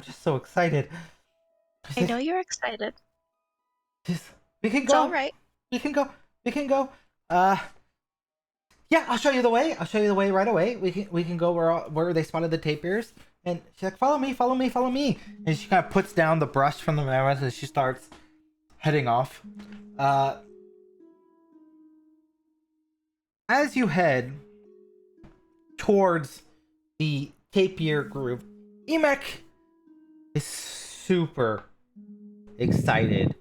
She begins going into an elaborate sort of long conversation, or even Farron, you try to kind of interject a little bit to be like, hey, calm down, but she's just excited and just keeps running off. She talks at length about the herd. She begins telling you about all the different names of the different mammoths, describing their individual history. She talks about their personalities, how some of them prefer to be brushed on their right side first and then their left side. Some of them prefer to have their tusks polished. Some like to have their trunk stroked. The different relationships they have with one another. She explains how, some of them have like their little family clique off on the side, and just long and elaborate detail throughout this entire hour-long walk. No matter how many times you try to kind of interject and kind of focus on that. And what's really important here is how many of you are trying to kind of tune in on what Emek is saying versus just kind of tune out her long rambling conversation here. Oh, Teddy is like so tuned in. Absolutely pay attention. I'll even ask my own questions like, well, exactly how do tapir taste, by the way? Like, I've never actually eaten a tapir. I know a lot more about the mammoths, but tapirs, they're interesting animals. She goes on this long tirade about tapirs and what she knows about them and the quality of their milk. Is Emek signing throughout this, or is she just tangenting? She's signing throughout the entire conversation. She kind of turns around, makes sure that you can makes eye contact with you and does quick spurts, and then turns to lead the party and talks a little bit, then turns around and quickly makes signs towards you. For people who don't know how to read sign language, Mama Bear would probably translate now and then for the others. I mean, Emek is still talking as well. She's talking and signing in conjunction, so she's like translating her own conversation. That makes sense. Okay. I think probably about this point, Farron probably turns, whenever there's a moment where Emek is like taking an opportunity to breathe, and just kind of turns to the group. In case you weren't quite aware yet, I have difficulty with hearing, which is hence the sign language, if that hasn't been picked up by now, but I just thought it might be nice to spell it out for you, to say why this is happening. It's not terribly important. I just figured it would be nice to share. Of course. So Mama Bear just sort of signs being like, and thank you both for teaching me it as well.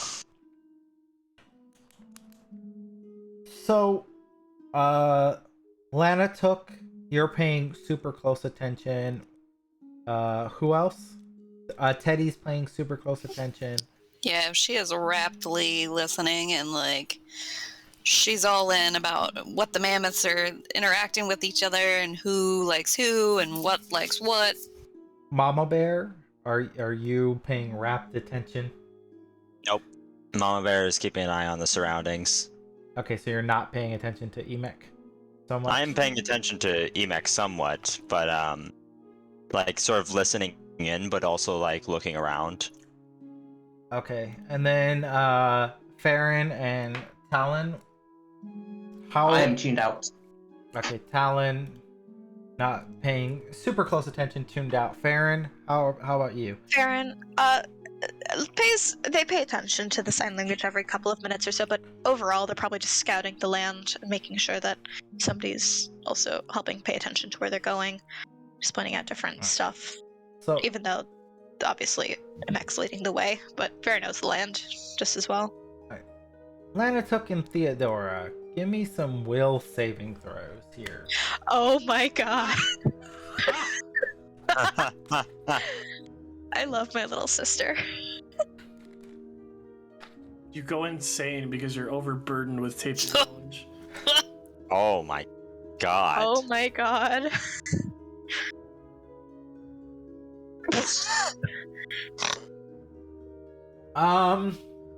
Nope, I'm still just totally in this. Do you want to use a hero point? Nope. All right. And Lanatuk, fail. of course, does not have a hero point. So Nope. you feel in this sort of conversation, she talks, there's something here you can't quite grasp, the two of you, as she talks and she makes these connections to these animals just outside your ability to understand, and this enthusiastic kind of trying to travel, you can't quite grasp. You feel there's this connection you're not making. You do feel as though with a bit more time and maybe when you level up, you might be able to gain access to the tame animal feat on level up. But you're just not quite able to successfully grasp the concepts now to fully understand how to tame an animal. But you will gain access to the tame animal uncommon feat that you could choose after you reflect upon Emek's words in the future. Gotcha. I have train animal, but I don't have. Or tame animal. Yeah. So if you pass, so I'll just lay it out there. If you choose to use your hero point, well, even using a hero point, that would just be a failure, from a critical failure. Passing it would have given you the feat for free automatically. Darn it. Oh, wow. Damn. I would have really liked that. I should Nice. pay attention. I'm sad now. Not that my hero point would help, but, you know. All of my knowledge for naught. My kingdom for some tapir cheese. All Leninook really cares about is tapir cheese. That's what we're learning. Cheese, my God. period. Tapir cheese seems to be the most new and readily available thing, you know? When will we be able to make this check again? You actually can gain access to the feat when you level up now. You could choose it normally, but you won't be able to get it for free. Okay. Yeah. But you two do have access to it. Cool. So, as you approach the tapir grove, we will take a quick 15-minute break from stream, and we'll return shortly with the second half of Quest for the Frozen Flame. Right.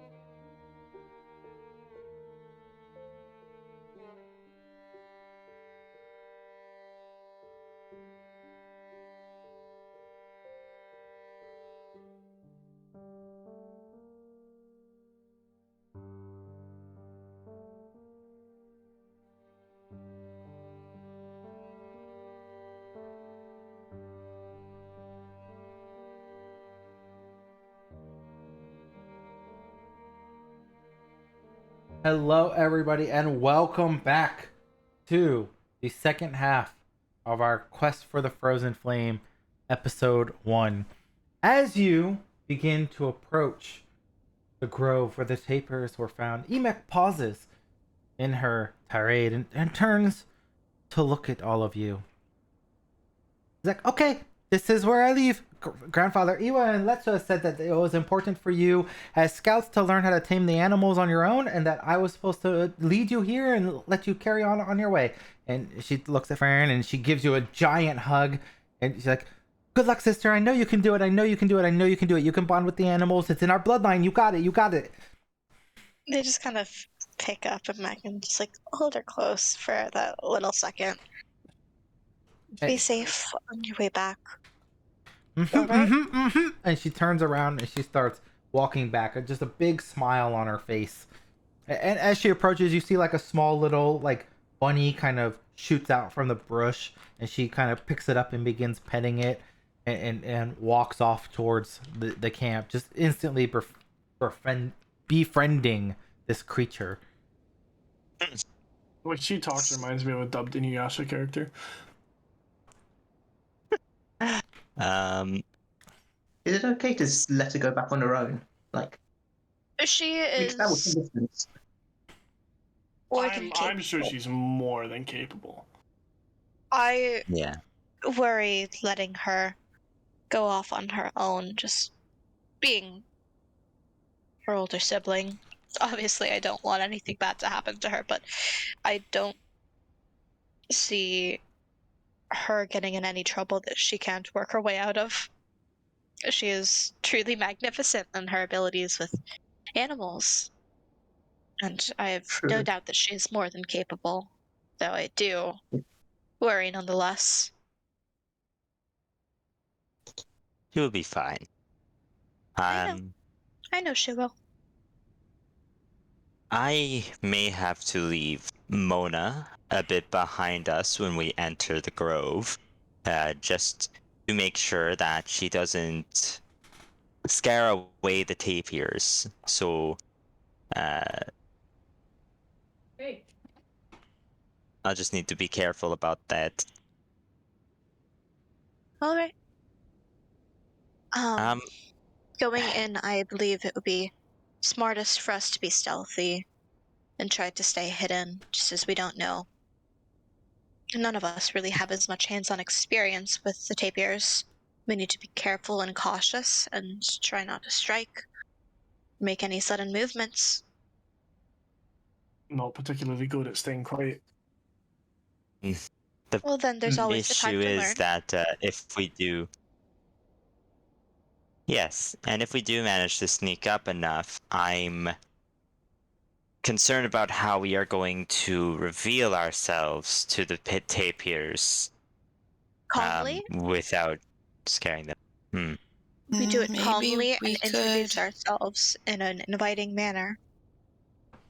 Maybe we could lure them with food, or lasso them to keep them from bolting. Maybe Maybe if we could figure out which ones lead the herd, we could lasso those ones first. Yes, that sounds good to me. Perhaps a more violent, or not necessarily violent, but speedier solution is the answer that we need. I don't think tapirs are capable of higher empathy. I don't think Is it- tapirs are capable of lower empathy either. They're not exactly hostile creatures.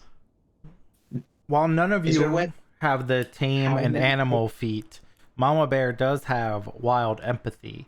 What's that? So as a druid, you do have innate wild empathy, which allows you to try to communicate and calm wild animals through diplomacy as a druid. Right. Yeah, I'll just be like, it may be best if you allow me to approach the animals first before we go to resorting to any capturing. Because I can at least make them know that we are not aggressive. Oh, Is there a way worst. how many people there are from like tracks or anything? You can That make would a be a good survival idea. check. Well, worst case scenario, we can have Mama Bear distract the tapirs while we have a couple of people sneak around from the back to be able to capture them. Hmm. If the diplomacy doesn't work out. Is the survival check open for anyone? Yeah, anybody who's trying Okay. to check for tracks can make a survival check in this case. Okay. I am untrained. Yuck. Everyone Oh. other than Theodora, you're quickly able to discern that there's appears to be two tapirs. Their gait indicates that they're young, perhaps very strong, in fact. Kind of further in across this path. Mama Bear, you're so sure of it that you can understand everything almost about these tapirs. One of them has a slight gimp on the left paw. They're very young, robust. You get lots of information from these tracks. Awesome. This is a great time as well to remember that I am not trained in diplomacy. Oh You boy. can still make a diplomacy check for the skill, can't you? It just But it'd might be be like flat. Make flat. an impression. Make a Let me just make depression sure. is using diplomacy against Yeah, their will and DC. and doesn't require trained, right? It does not require being trained. Good. Okay. Then yeah, Mama Bear's just like, alright, then you can all sneak up and I will spend a minute once you are all in a good position to try and make an impression on all of them and have Mona stay behind a little bit as well. And if we need to, you can all go ahead and capture them. But I'll be trying to talk to them, don't you know? So Question: could you like? Would you like some help? Like, I don't know. I can't speak to tapirs, but I can like give you the words to say to the tapirs because I'm trained in diplomacy and also I'm not stealthy. So I'm happy to go out and be open with Mama Bear and sort of be there as backup. and Lanatuk do an aid check for make an impression on animals with my wild empathy. No, you won't be able to get a good aid on this one since nobody else has that wild empathy ability and nobody has the ability to tame animals, so it'll be solo on this one for you. Lanatuk, you can stay at the sort of entrance to this path here, as I don't think you'll be able to help me in speaking with the animals, as you don't Yeah. understand them on the same level as I do. Yeah. Also, I'm Talon, not Lantuk. Sorry, Talon. Talon, I know you're not very sneaky, but you are big, so it will be good for you to be just guarding this way.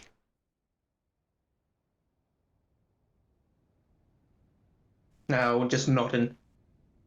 I will hang out with Mona. Absolutely, and I will just go up here and leave Mona there, and wait for everyone to get stealthy like.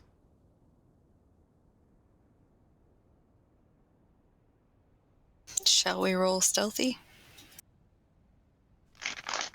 Yep.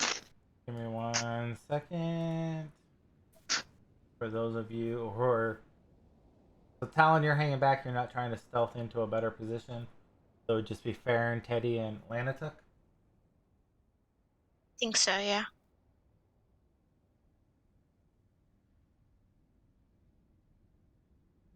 I'll push out that request for roll.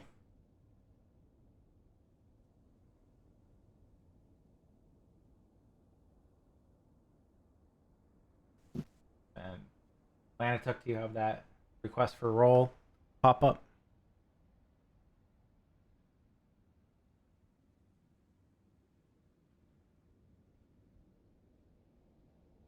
Are we missing Magnus?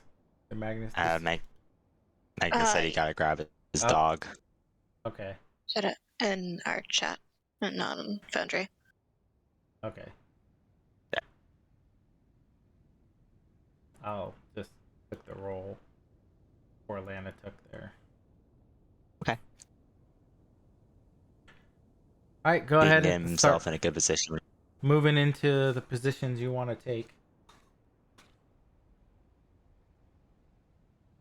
Are they able to go through the brush? Like, is this just difficult terrain, or is it like Yeah, you can cut through the impassable? brush. It's just going to be difficult terrain to cut through it.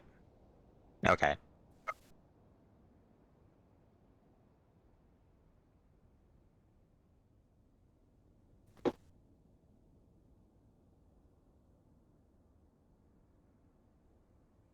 Ideally, would love to get somewhere around here, but there we are.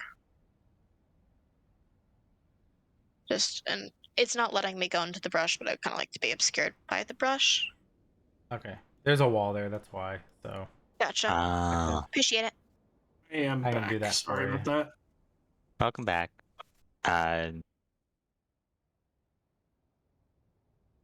They already rolled your stealth, but you can go choose where you're being stealthy like. Mm, I'm just gonna go in and basically try and make an impression on these tapirs. well, we're suspecting they're somewhere like in this little clearing coming up, right? Yeah. So we should have. Who's particularly stealthy among us? Hi, that's Well- me. Hi. Yeah. The ninja. Hi. We Hi, could send them like around through the brush to like Yeah. behind them, so that way if your diplomacy Oh, doesn't work. Yeah, I'm down for that. Okay, I yeah, just that would be wasn't really good. quite on the same page about how far we were going, but I am more than happy to do that. What is the ping? I mean, I think like here. Shit. Like here, like this area. Like 'Cause this I'm area? suspecting- Yeah, because I'm suspecting they're like getting water or something. Okay. Farron, Yeah. as you're sneaking around the other side, you notice these two young giant tapirs. They appear to be caught in some sort of snare. That's stabbing into their paws. Barbs seem to kind of be stuck, and they're slowly trying to like pull themselves out. From where you're looking, it's hard to get a good read on these snares, but they appear to be laced with some sort of sickly substance. Am I able to get around to the other side behind them to try to get a closer look? Yeah, you can get all the way around there.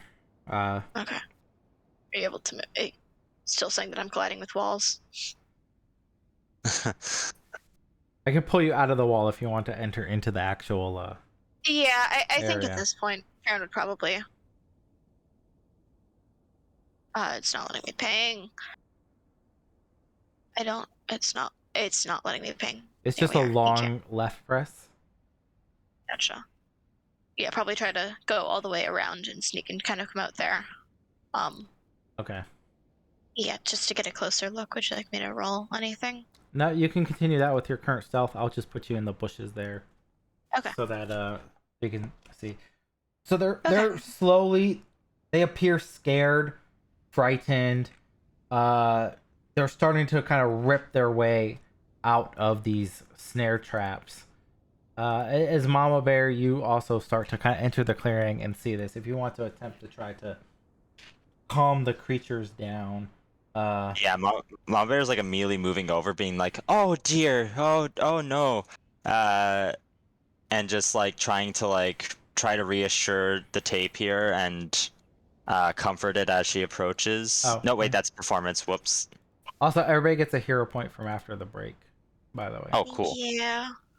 Okay, but yeah, I accidentally rolled performance, so I'm gonna roll diplomacy. Ooh, All right. An 18 diplomacy check. So as That's you pretty good.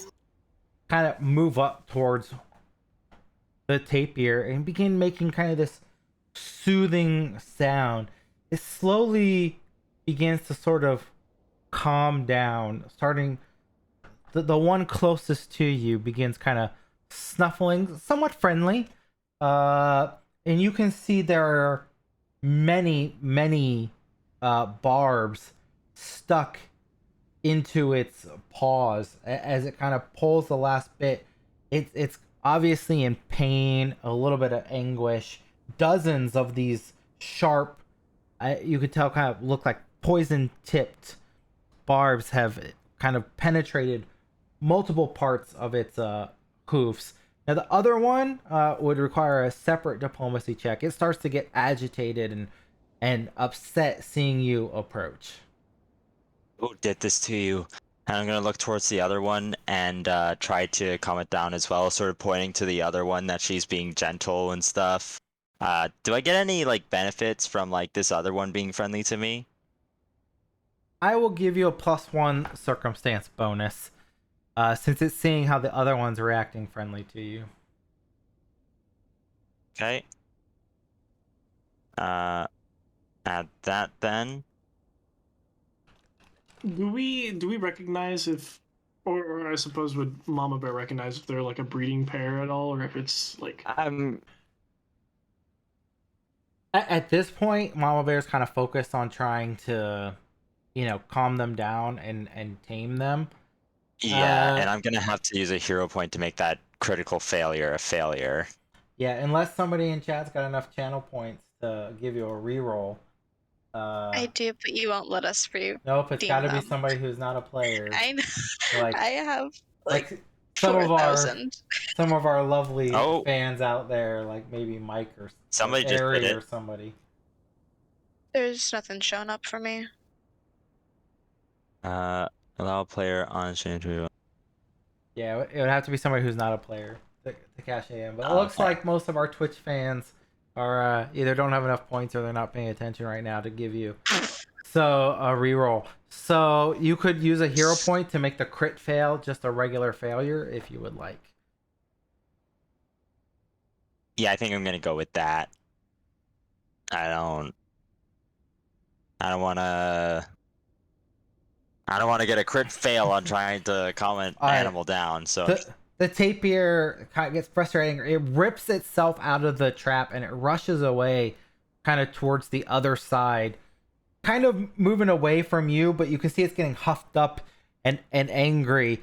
The one next to you starts to become a bit more agitated, seeing the response from its friend. It starts to get more on edge, but it's not totally like aggressive, and you feel like the one that's rushed up kind of towards the top, the only reason it hasn't struck out and attacked you is because its companion isn't reacting negatively at this point in time.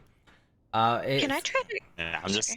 What do you want to try? Can I to try to? Can I try to get back over there and see if I can do anything in terms of the check? Yeah, Just as long as Mama Bear's occupied with the other one, and I'm already closer. yeah. Do I know anything about tapirs and what they like to eat? You can make a nature check to recall knowledge. I'm assuming Oh my that mine's a goodness. fail, so I'm I'm gonna use a gonna- hero point to make that a success potentially. Okay. Yeah. Same. Yeah, I'm gonna burn my hero point for that to be a success. Okay. So as you burn through the hero points, and I Google what tapirs like to eat.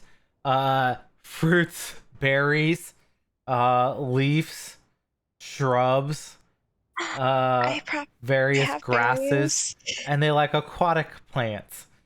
For Theodora, for your knowledge, fair. You kind of rustle out the leaves. The beast is kind of calm before you, but not fully friendly. It's not as effective as Mama Bear, but it's on edge. It's huffing like. Mama Bear If I- looks over to. Go ahead. I was gonna say I'm gonna take out some of the stuff that I foraged the evening previous and just kind of offer it with like very gentle hand, trying to copy what I've seen Emek do with the animals, just trying to be calm and like offer the food, see if that'll help at all in terms of friendliness. It looks at you waringly, kind of fidgeting. It doesn't quite approach, though it looks hungry, but you can tell it's in a lot of pain and anguish from the barbs, and that's affecting their demeanor and personality a lot. So it's not quite trustful. It's in a lot of pain and agony and on edge.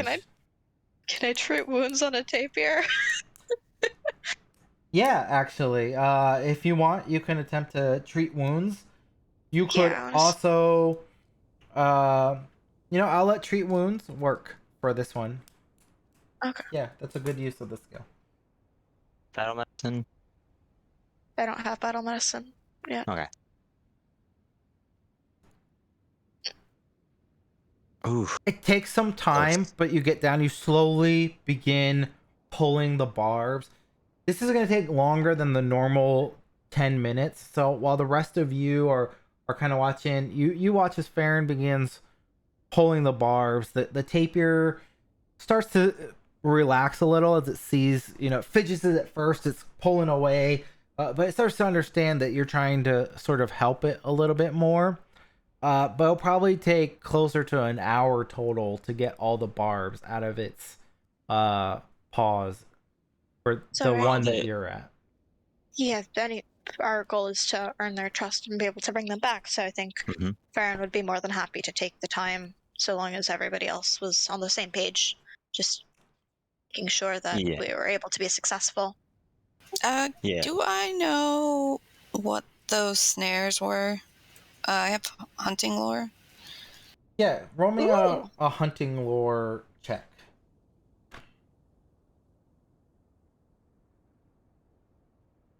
I'm gonna use my other hero point. All right. Are the rest of the still in the bushes, or are we allowed in the clearing now? Yeah, you could probably move into the clearing if somebody wants to help this other tapir pulling out the barbs. I was actually going to see if I could do a crafting check to dismantle the barb around the tapir's legs. It's mostly pulled itself out of the snare, so right now it's just getting the barbs out of its flesh. So you could try nature, survival, thievery, or medicine, depending upon what you're trying to do on that one. And you also begin kind of pulling the barbs out. It's a very long and arduous process. There's dozens of them in there. Theodora, you recognize... you've seen these traps in use before. They're a type of poison barb trap. It's very common among members of the nomadic tribe. You've actually seen Weepa make a few of these in the past to try to, trap prey here and there. But nobody from the Burning Tusk has been in this region for a while, actually. So it's definitely not a Burning Tusk craft. It's something different, something you haven't quite seen. It's arranged in a different order. It's a little crueler than the way the Burning Tusk actually builds the traps. Like, it's designed to inflict more pain and suffering than the tusk would normally do, where it's designed to kind of just trap and put the prey down quickly. This one, the animals suffer longer.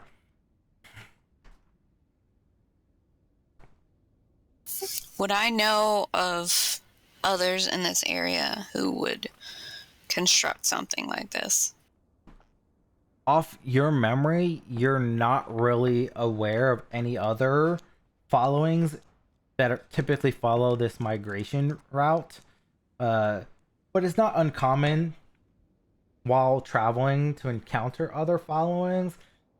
Sometimes you guys trade or pass along. Typically, there's not another following in this area, though.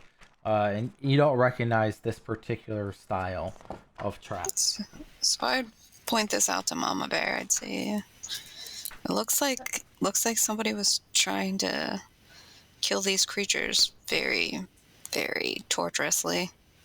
Torturously? Those traps, they look kind of like the ones that Lipa makes, but they're meant to inflict the most amount of pain before the creature dies. Why would anyone? Do you have any idea how long they've been here, Teddy? I don't think that anybody in our group would have done this. Do I know how long they've been here? Does it? Not off that check, no. No. Is it possible to look for signs? Because if someone's laid traps here, then someone wants these tapirs and they might still be around. Yeah, you can make a survival check. I'm back. Oh goodness, we let her go off. Oof. I just realized I don't have my heal animal focus spell. Oh man, did I forget to add that to your sheet? I think it's only heal companion though. Yeah, it only heals my bear, but I just noticed that it wasn't there. I can fix that after this. I apologize. Okay. That's okay. So Talon, you don't see anything. Teddy, you do kind of, as you search around a little bit, you see some scuff marks that looks like maybe some footprints in the area. It's hard to get a good read on how many people or how old it is, however. So Teddy would point those out to Talon, and that they're here at all has to be within like the past week, right? Because the elements here are kind of crazy. Well, yeah, I mean, they must be close. So you don't set a trap for an animal and then just leave. Like, you want the animal for meat, surely. Like, Does it show which direction they came from or went to? You can't get a good read on that with the where you're 17. at right now. Yeah. I mean, why don't we just take the tapir and leave? I mean, we can't leave without taking care of them first. Lanatuk, can you see if these creatures are still poisoned? I can look as well. I don't. What kind of check would that be? Nature? I think it would be like, yeah, like I was thinking like, can me and Farron do that kind of check while we're taking the barbs out? So the two of you are going to be relatively heavily engrossed in this. It's very time consuming. It requires most of your focus because there's dozens of tiny little barbs, and you're also trying not to spook the tapirs as much as possible. They still don't fully trust you. They're allowing you to do it, but they're still on edge and kind of painful. You get the feeling like if you're trying to, take breaks and do other things, you could have a slip in concentration on what you're trying to accomplish. It might be best for somebody else in the group to try to get more of those checks. Okay, I'll do that. Would that be nature then, Bay? If you're trying to see if the poison's still affecting them, that will be a medicine check. I am untrained. You got this. All right. I will start with this one then.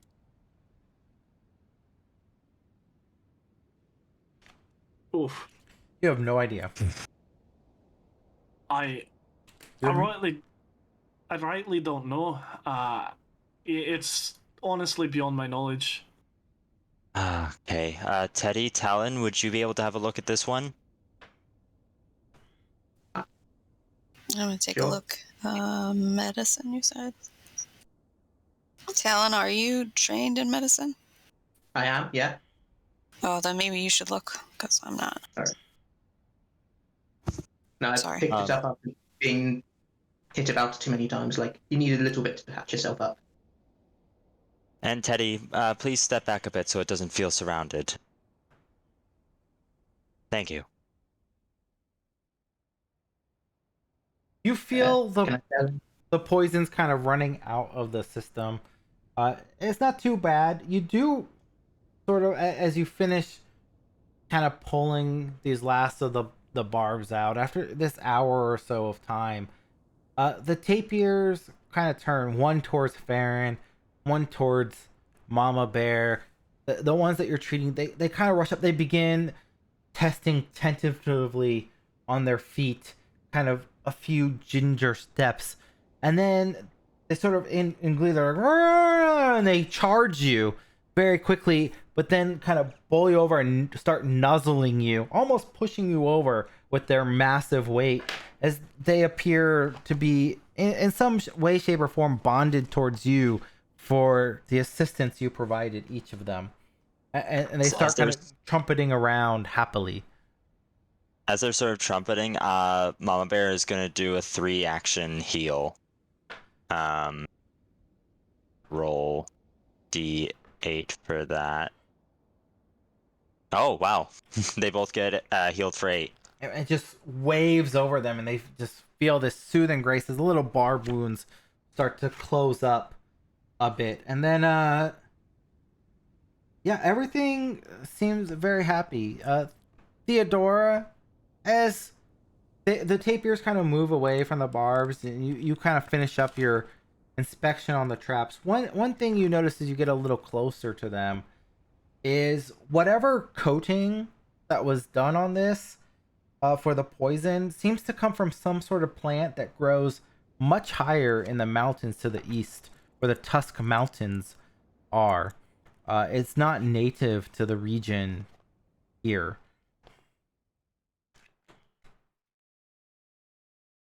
So I would let Mama Bear know. I'd be like, this poison comes from a plant higher up in the Tusk Mountains. It doesn't grow around here. How far away are the Tusk Mountains from us currently? They are many days to weeks travel. Then we don't have enough time to go investigate this. We must stick to the ceremony, and maybe after things have been determined and settled with it, then we could maybe look into that after. Because I don't want to leave this untouched. If somebody is disrupting the natural order and causing torturous pain to these animals for whatever reason, I see no signs of these hunters, if they even are that, then we must put an end to them. But if they're in our area, do I know, would I know of any group that lives in the Tusk Mountains? Would we know of any groups that live up there? Not really. Most of the followings here, they follow their own separate kind of migration routes. So you occasionally encounter a few other, mammoth lords and their following of the Kelid folk that move around. Nobody really lives in one central place. Many times you actually pass through close to the Tusk Mountains yourself on your own seasonal migration routes, in your long winding circle in the western part. So you've never crossed the Tusk Mountains yourself in your time. You do pass by it every summer. Well, Maybe. Worst case scenario, this is not something that, quite frankly, concerns our people or is of grave importance. I think we must stick to our task at hand. I agree, but I think we should probably let the others know We that shall. there's potentially somebody hunting like this in our area. Yes. I agree. Let's tell Yeah. everybody in charge, but let's not stay here much longer at the risk that they could potentially be out No. there. And also, my slightly selfish worries about Emek traveling alone right now. I think we should get going. Well, that's my other worry is that, yeah, these traps caught the tapir, but what if they weren't just for the tapir? You think it was targeted for our hunters? We don't know. We haven't been out this way in a while. I don't Yeah, I think can't that they would be imagine. targeted towards us, but regardless. Just Unless before we somebody- go, do a quick sweep to see if I can spot any hunters around, like just as we're leaving. Sure. Yeah, you can make a perception or a survival check. Can I Ma- try to aid with that perception, potentially? You might Also a need good it. perception. Yeah, you can make an aid check. It's a DC 20 Okay. perception check. Okay. Now give him a +1. Yeah, don't bother aiding. Can I just make that Uh, check on my own then? As well? Sure. Also, does this look like somebody may have been actually like aware that we needed livestock and may have been just trying to kill the creatures that we needed? Go ahead and make a perception know. check for like an insight on there. Just to Sure. figure Oh, Ooh. So I'll let Farron's result go first. Farron, you don't see much around here as though there's anybody here. It looks, looking around, you can make out maybe it was 2 pairs of tracks that moved through here. It looks like they exited the way you came. They're several hours old. So it might be a few hours before the hunters come back to check their traps. You don't catch anything out there. Typically, you'd set a trap in the morning and maybe come check in the afternoon, see if you caught anything. And Mama Bear, you get the impression that it's just standard people hunting themselves, right? They look like animal traps. They look designed to kind of capture animals. They don't look like they're geared towards humans or people. They were set up in such a way that you definitely think that they were there to try to capture animals, similar to how the Tusks would try to set snares to capture animals for their own following. So Mama Bear just angrily stands up like, well, whatever fools decided that it would be best to bring a poisonous plant all the way from the Tusk Mountains just to hunt around here. Well, I pray for their failure. Teddy At the would end of nod. the day, I don't think it's necessarily uncommon to hunt with poisons. at the end of the And- day, they're just hunting, it seems. In such There's a set of torturous way. tracks. It's You don't life Want to happens. always have to be. Sometimes I would assume that it's easier to let the traps do the killing for you instead of watching the suffering of the animals, though in the long run it might be worse for them. I understand. But our thought traps behind kill it. quickly, and these Exactly. do not. Yes, we don't. They just might not be good torture the traps animal. then. It's They're different terrible people, traps. Different Exactly. people, different cultures. They might not have the same sort of methods that we do. Well, I think Not their methods are alright. lazy. Well, it's not our right to judge them for it. It's their methods and their teachings and their ways. There's no reason that we should be so harsh on them just because they're different from ours. I'm I mean, sorry, I've but seen the cruelty a of lot of death in animals my is. time. I've seen a lot of death, and no death is a good death. So, I mean, there's no real moral high ground anywhere. Like, in the end, the animal's dead. You use the body. I'm sorry, but no matter what, this seems like wanton cruelty to animals to me, and I cannot accept that. If I ever find these hunters, I will not harm them, but I will make them know that their methods are wrong. Oh, right, but that guarantees that we find them instead of going back and continuing with our tasks that we have to do. We are continuing with our tasks. I just mean if our paths cross. Speaking of Alright. which, I suggest we leave now. Thank you. Yeah. I agree with you, Lanatuk. It's Mama Bear is going to request the tapirs to follow us. Yeah, they seem. One is following like right next to you, and the other right next to Farron. Just happily trotting along, with you. Yeah, Quite Farron just joyously. Farron just kind of keeps a hand on the tapir side just a lot of the time that they're walking. Just realizing Teddy's just bonding. gonna keep an eye out on their way back, just to make sure that nobody's following us and nobody's close by other than us.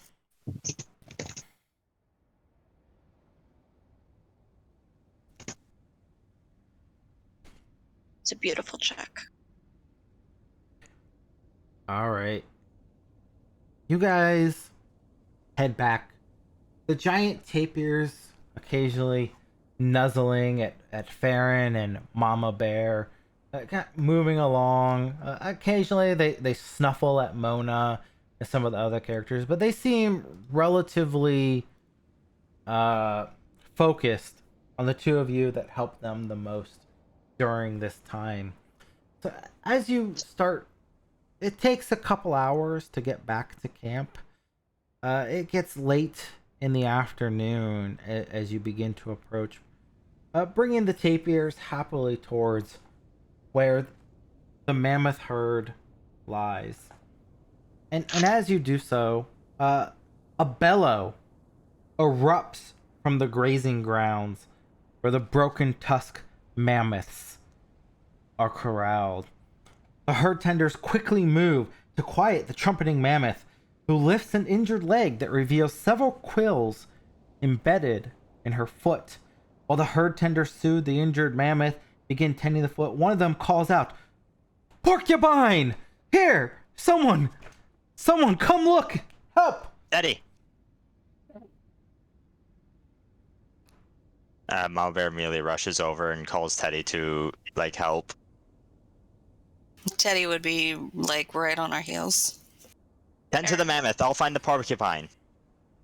Teddy follows no, I'm not Teddy, I'm Farron. I was gonna say Farron follows Teddy to see about any medical aid could potentially be needed. As you get closer, you see two of the older herders, Cholte and Enig. They seem to have the mammoth care well in hand. They're pulling out the porcupine and stuff like that. They gesture towards you like, "We have this. Find the porcupine. Take care of it. It's that way." So she heads off towards where they pointed her. Alright. As you search for the porcupine, everybody go ahead and make me a perception check real quick.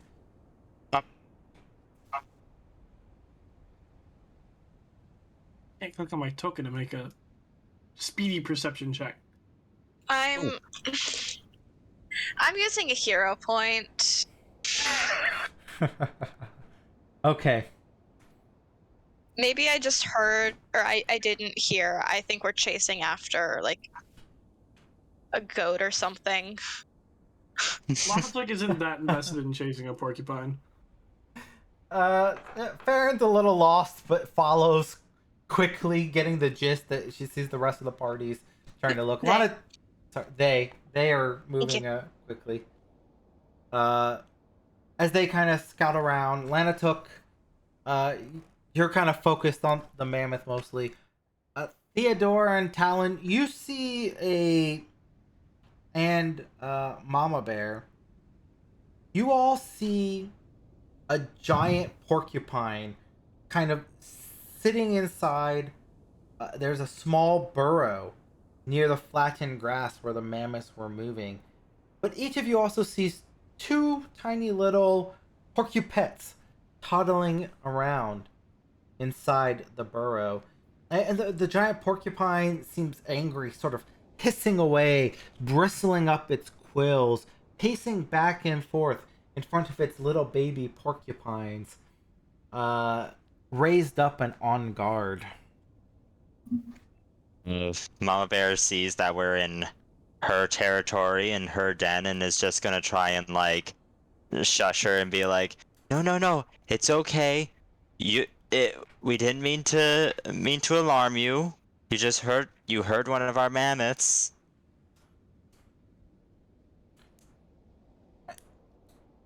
As the soothing of your voice kind of begins to grant over the porcupine, this connection that you have with wild enemies or wild animals from your druidic nature seems to calm the animal as she sorts of settles down a little bit. The quills kind of go down, and she begins kind of pacing a little in her burrow, not quite as on edge, but sort of protecting her pups from anybody else trying to disturb her. Mama Bear looks around and tries to see if there's any sign of like somebody or the mammoths like getting too close to the burrow, or if there's like too many like camp spots near where this porcupine made her home. The herding ground where the mammoths are covers a good chunk of where this burrow is. Okay, so Mama Bear's gonna get up and walk over to the other herders and say, we may need to move our herding area. We seem to have intruded into the home of a porcupine family. Several of the other members that they look over and they sort of nod a little bit and we'll move off as you say. Which areas do we need to avoid the most?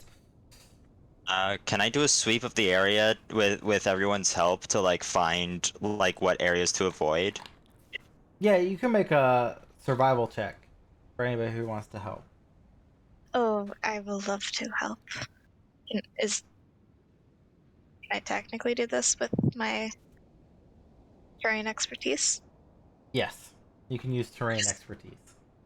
Nice. You're a rogue ranger. I built a rogue, even though I probably should have built a ranger. It's fine.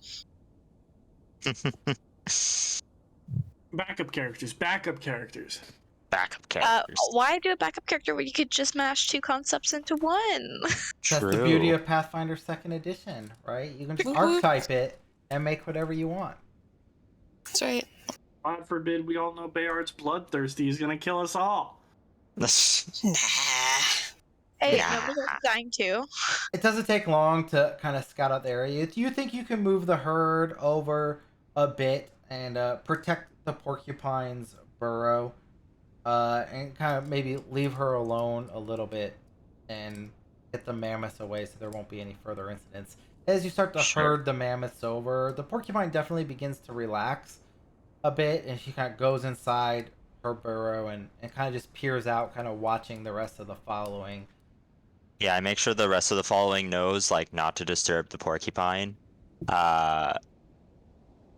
Like that we're you know, like we're in their space and you know we're not gonna be here forever. There's no need to disturb like where she's living and what her home is. Yeah, she just settles down sort of happily within the herd. Now, Or within the burrow. When you're talking giant porcupine, how big are we talking? Yeah, is this large or like medium? So giant porcupines are pretty big. Specifically, they are considered medium animals. So kind of, you know, a small pony size, big wolf size kind of porcupine, like a wolf sized porcupine, I'd say. You don't want one of those spiking ya. That would hurt, yeah. Not as big as the tapirs, but very big We still. should have the porcupine as a mount. I don't see how that could go wrong. I think that's a great idea. It would probably Yeah, take you go first. You volunteered. it would Yeah. take some time, right, to try to get the porcupine friendly enough to be a mount and maybe join the following. A few days maybe. I think the real challenge there would be finding a way to mount the porcupine. Well, that's up to Easy. you. First, you got to make it Use friendly. Skillful barding. This is where that taming would have came in handy. I mean, we have Emek. Do we have Emek? Can we go Exactly. back to learn from Emek? My sister's the MVP. Prevent me another lesson. I'd always ask Emek to tame it for us. Like, hey, Emek, you want a porcupine? No, we need to teach a man to fish. True. I mean- How to fish. We do gotta take the tapirs back to Emek anyways. Well, you're We kind could of see what. you're kind of in that area now. Yeah. Kind of merging in. So you spot I mean, Emek off on the side, even kind of helping move some of the mammoths. Clearly, the module wants us to tame the porcupines with her. Gotta grow the following. Exactly. Sure. Upon seeing Emek, Farron's just gonna give a big wave and just gonna like point at the tapirs, even though the tapirs are so obvious. But just kind of like motion. You could, from this distance, you could also just sign to her instead of Yeah. gesturing. If you wanted to, you do have sign language. Yeah, I forget that sometimes. Yeah. Yeah. Just start signing to her from a distance, saying how successful things went, and that I'm glad that she got back safe, and we have the tapirs, and just avoiding the bad detail about the hunters from the distance, just waiting to be able to close in. She to just signs back count that out. how proud she is that you guys were able to tame the tapirs and that she was able to be a part of the lesson and how happy she is, and she hopes you're having fun with your new friends. I signed to Emek like, hey, by the way, do you want a porcupine? And I point towards the giant porcupine. She just Farron just kind of like slaps Mama Bear's her hands. to try to eyes get light up. up and she quickly like rushes over towards I'm the running after. porcupine in glee. It's like, I'm "Oh my running God, oh my God." after. I'm stopping this child. Like, there's babies. There's little babies in there. There's two little porcupets. No. I will pick you up and hold you back if I need to. You are not. No. But they're so They cute. live here. No. They're so cute, Farron. I know that they're cute, but we can let them be cute without interacting with them. But wouldn't it be so cool to have a baby porcupine with us? Teddy's Wouldn't just it be standing there so nodding cool and to nodding and interact nodding. constantly, and have to be Well- pulling quills out of yourself constantly? Does that sound fun? I don't think that they would quill us. If they're friendly, they wouldn't put the quills in us. We could talk to them and we could make them a little friendly. We could give them little berries and treats, and then maybe they could follow us around. I bet they'd be really good. They could warn the mammoths if there's danger, and they could help us move them around. And Farron just kind of puts their hands on Emek's shoulders. Think about how good a guard dog a porcupine would make. exactly, Actually- Still nodding. exactly, The wolves Farron, away. Farron. It could be our guard porcupine. It could help protect the mammoths. Mama Bear comes over. Perfection. Mama Bear comes over and says, actually, Farron, if it's the quills that you're worried about, then look at them now. And like she points out that like when porcupines are calm, their quills are down, and she goes over and like starts to pet one.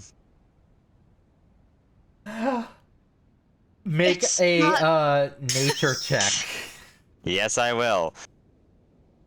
Emek, it's not that I am not. Oh, that's pretty decent. It's not necessarily that I'm worried. It's just I'm trying to help you realize that we don't need to interact and befriend and bring every single animal that we meet into our following in the herd. There's some Well, why animals that not? can just be left. As you say that, Mama Bear starts kind of gently petting the porcupine. Emek's like lower lip quivers a little, and just she looks at you with those like younger sister doll eyes. Like, but Farron is so cute. Look. Emek, if you get quilled, I will pull the quills out for you, but I will tease you for the next 2 weeks about it. That sounds like permission. I'm gonna tell Mom and Dad that you said it was okay. I did not. Nope. And she Nope. Let just- the she record say that it rushes- is not okay. She rushes off. Sometimes I wish I was an only child. Mama Bear just says, like, I'll keep an eye on her while she interacts with the porcupines. I'm But not look how taking. happy she is, Farron. I'm not. I know. I'm not trying to hold her back. I'm just trying to help her realize that sometimes we can leave things be. Oh, You said absolute. it's... Sorry, go ahead. No, you go ahead. You said it's starting to become nighttime, right, Bayard? It's late in the afternoon, starting to get into early evening. Yeah. So would I be able to see stars yet? Not quite yet. Probably another hour or two before the stars start coming out. Oh, while we're here, am I able to get like just a normal spear? Like, will that cost gold? No, you could get a normal spear. You could kind of talk to some of the other members in the house. Now that you're a scout, you could probably procure a spear relatively easy. Okay. I I'm gonna think grab after, I think after a little bit, Farron's gonna just. Farron's not taking their eyes off of Amek. Well, she's interacting with the porcupines, but after a little bit, she's gonna go over.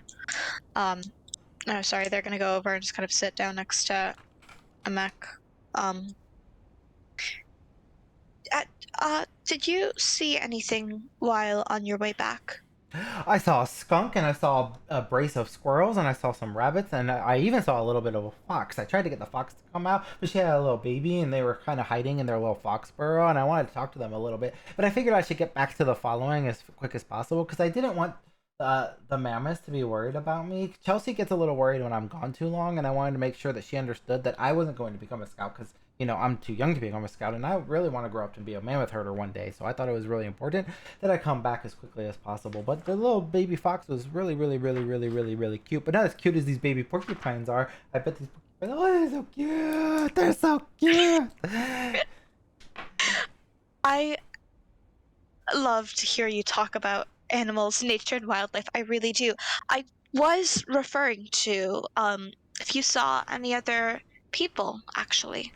No, everybody's mostly staying around the following. No, You're the only no. people who have gone out. Have you seen any people that weren't from the following?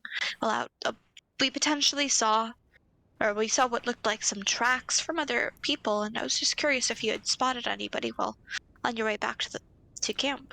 I didn't see anything, but you should probably tell grandfather if you think that there's other people out there. We were going to. I just wanted to ask to see if you had any potential interactions or saw anything. I didn't see any people. I just saw cute little furry animals. I'm glad that you saw And the furry little animals. As that you she did. says that, you kind of look down. She has like a little sort of bag, and you notice it starts kind of moving a little bit.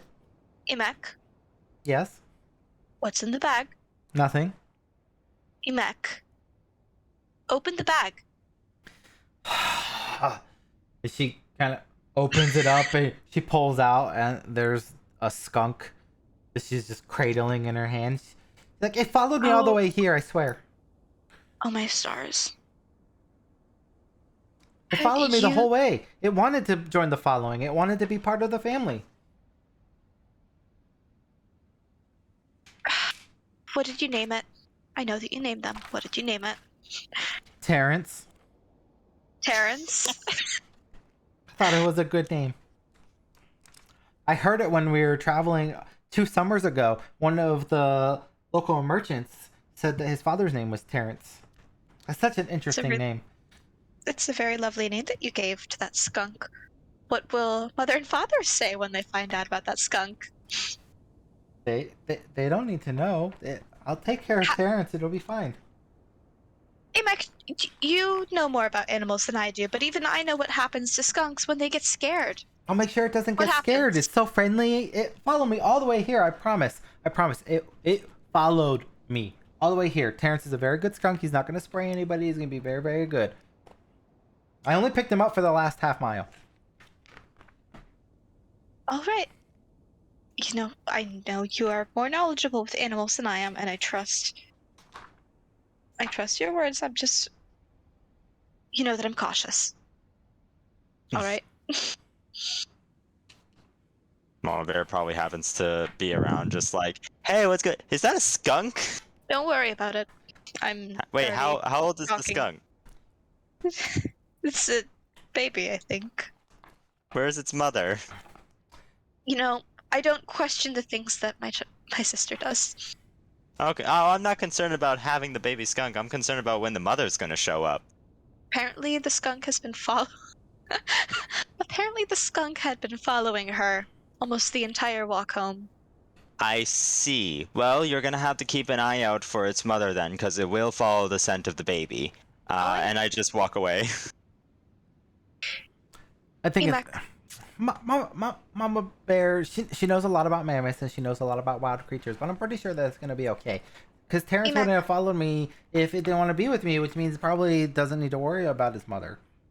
Emac, I admire how friendly you are with animals, but this is what I mean about sometimes letting them exist in nature. Though it might have been following you, sometimes it's better to leave things be sometimes. And she kind Because of. if this is a baby, it's been separated from its family now. But Farron, the animals are my only friends. Nobody likes me in the following. I'm your friend. You're my Am I not? sister. You have to be my friend. Exactly, and that's what makes it better. I am obligated to be your friend no matter what.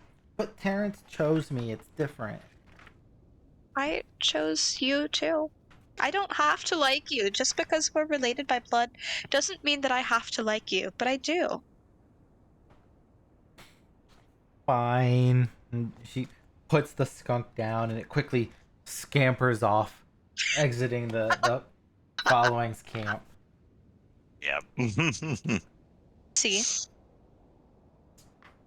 If he comes back, can I keep him? If he comes back, you can talk to Mother about it. She brightens up and she turns back towards the porcupines, pulling out a handful of like winter berries and starts kind of slowly rolling them the porcupine's way, feeding them from a safe distance. According to Emek, a safe distance. Mm-hmm. So, like 2 inches? Sitting on top of them. Yeah.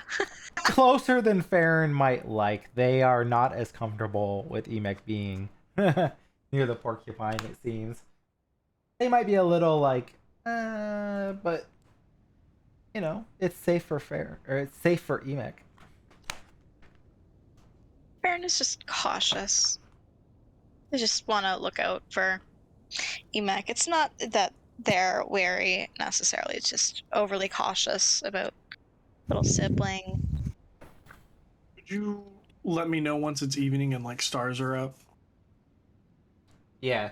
If we're done with the porcupine... Mama Bear was gonna do one more thing before evening. Was just gonna go to like Iowa and let them know we got the tapirs, but we also saw those traps.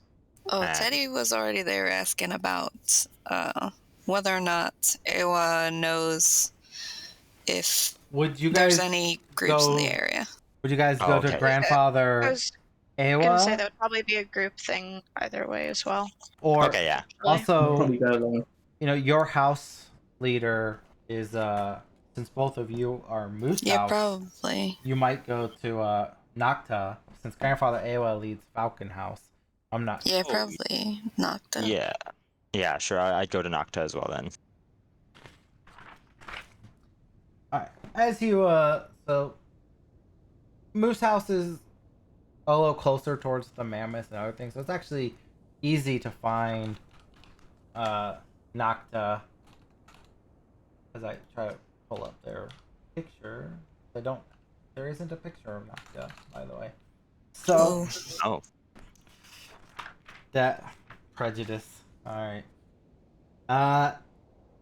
So Nocta kind of approach this half orc kind of looks over with a boisterous laugh. What can I do you for? Good hunting today. No Thank you, need for Nocta. healing. And she kind of sparkle drifts in her eyes.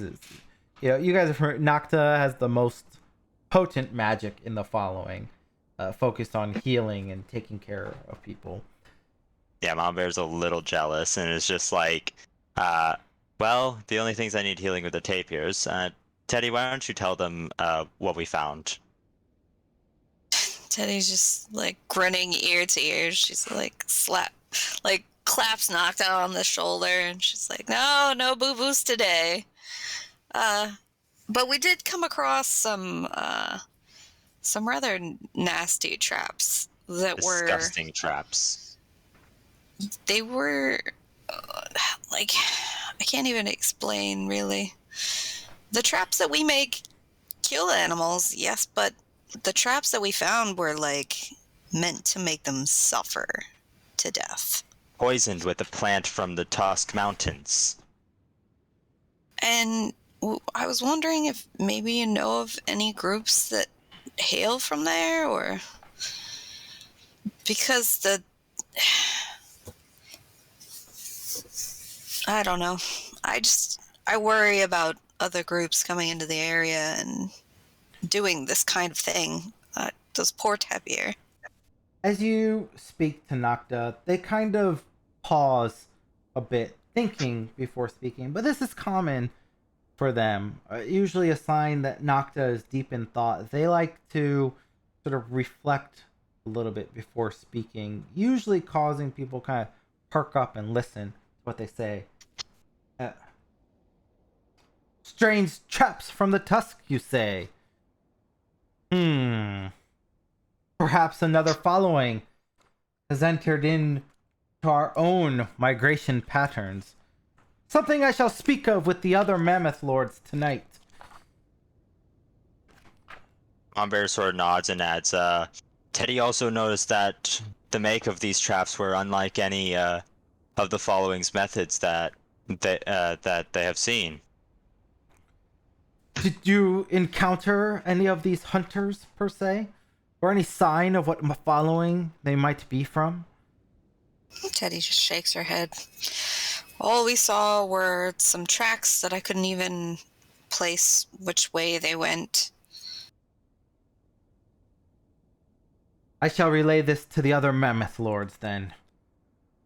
For now, put it out of your mind. Enjoy the success you have had today. Thank you, Nocta. They smile Mama- a bit and then turn back towards their other processes. What they gotta do. Teddy probably sees that Mama Bear is still trying to wipe the scowl from her face. Teddy kind of like hip checks Mama Bear. And gives her like a wry grin. Just like, why are you so sour? You did good. She looks a little wide-eyed at first and is just like, I hate seeing those kinds of methods. And I know that it is not my place to judge others for the way they hunt, but we honor the spirits of every animal, of every living being, every stone, every tree that we come across. It is our way as Broken Tusk. But this is just so distant from what I know. And to think of how the spirits of those creatures must be affected even after they die, I can only hope that they are given the proper respect after they have been harvested and eaten. Teddy gets this contemplative look a little bit. And she frowns a little bit and she's like, I agree. And I think that those traps were barbaric. There's no need for... I mean, I understand killing to survive and to eat and to feed your family, but killing that way, torturing things to death is terrible. And I don't agree that that has to be a way.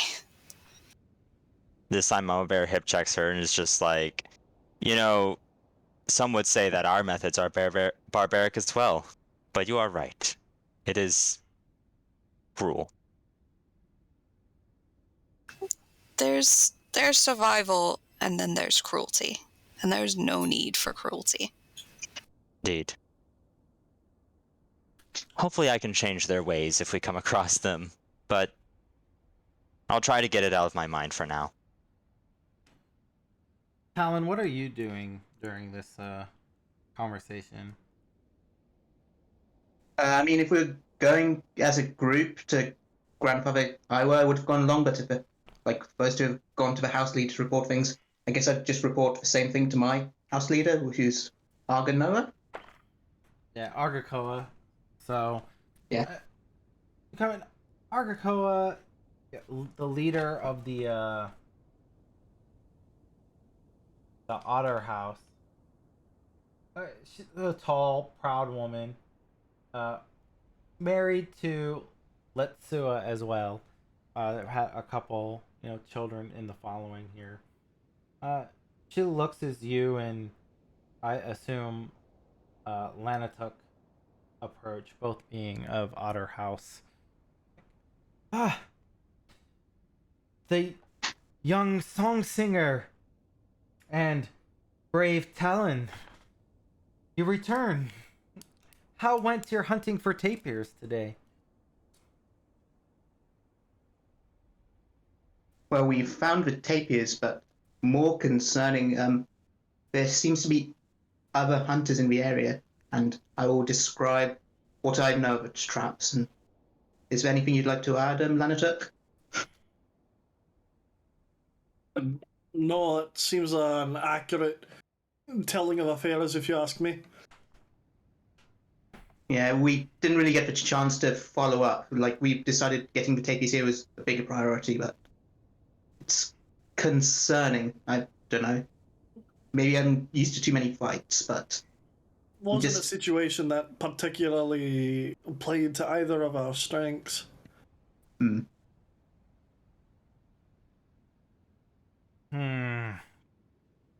Interesting that another following might be hunting the same area.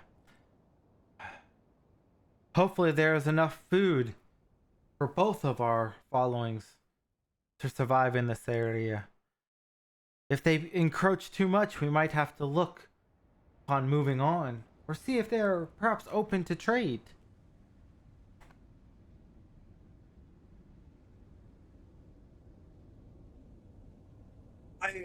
I believe the difference in cultures and the way they seem to handle themselves in their hunting might be a bit antithetical to some of the members of our following, though. I mean, this following is meant to be an open one, yes?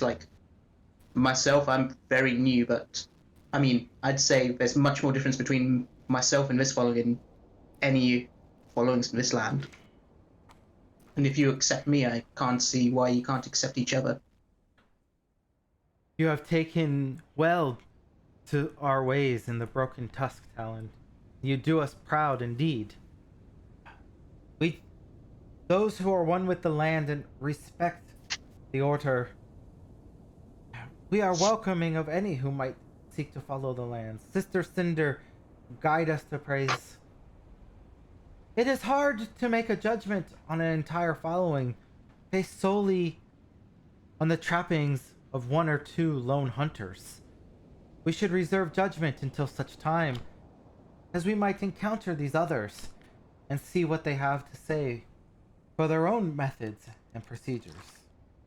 Even not all who exist in the Broken Tusks are the nicest of people, but we are all still Broken Tusk, are we not? I think that's absolutely correct.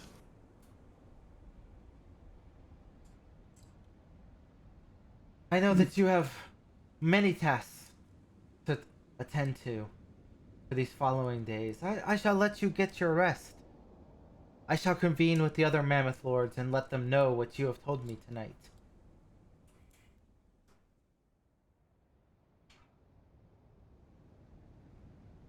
And with that, she kind of turns away.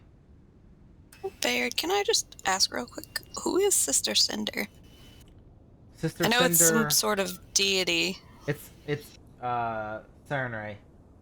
Oh, okay. It's their own term for Serenray.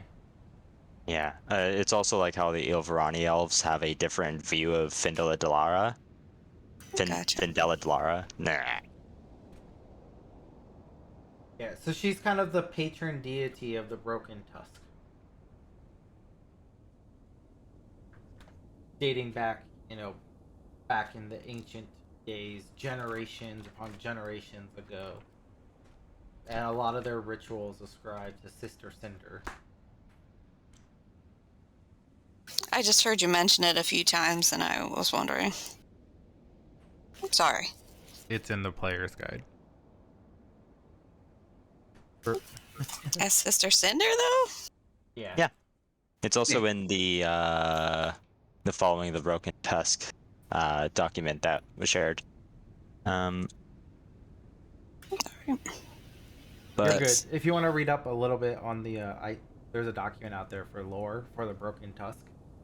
Yeah, the one you shared, right? Yeah, it mentions a little bit about Sister Cinder and stuff in there too. There's a little religion section for it. yeah, that's also where I got the spiritual stuff from. I like it.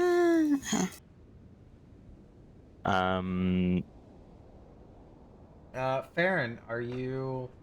It sounds like each person kind of separated to their own house. As the sole member of Falcon House, and we don't have anybody who is in Muskox's house. I don't think. Nope. The other one. So nobody's in Muskox's house. As Falcon House, do you head off on your own towards to report in, or are you just kind of chilling and doing what you do? Yeah, no, they would definitely report in about it just because they're one of the people, or actually the one who's one of the only people who got very hands-on and close up with the trap. And just was able to kind of see exactly what the effects of it did. Well, she definitely told everybody. I mean, she told Mama Bear, but she definitely told everybody what the traps do and, like, what the kind of people. Like, they weren't traps made by any means we know. They kind of look... Just got up close and, like, actually was able to look at, like, how the traps mechanically worked. You pulled them as well. apart, so... Yeah. Yeah. So as you enter into one of the main areas for Grandfather Aowa, you see Picano kind of sitting off on the side. He just, as you enter, he just huffs and kind of looks away. And Father Aowa nods. Farron, young one. Hello. What do you give me the pleasure this night? How went your task today? The task did go quite well, if I do say so. We were able to bring back 2 younger tapirs, which they cooperated very nicely and seemed very welcome. And one actually did take a bit of a taking to me, as a matter of fact. That's amazing, child. I knew that you would do great things. And Picano kind of huffs up and he stands and he storms out of the house on that statement.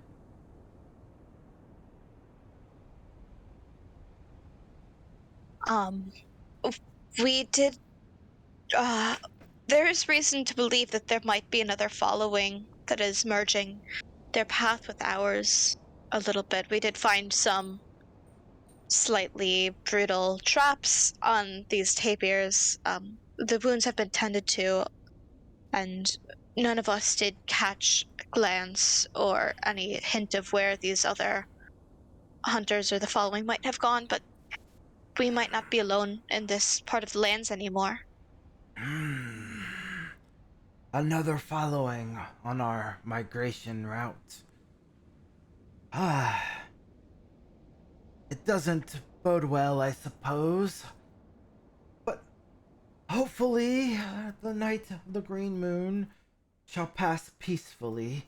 I'm sure they shall respect our boundaries as we shall respect theirs.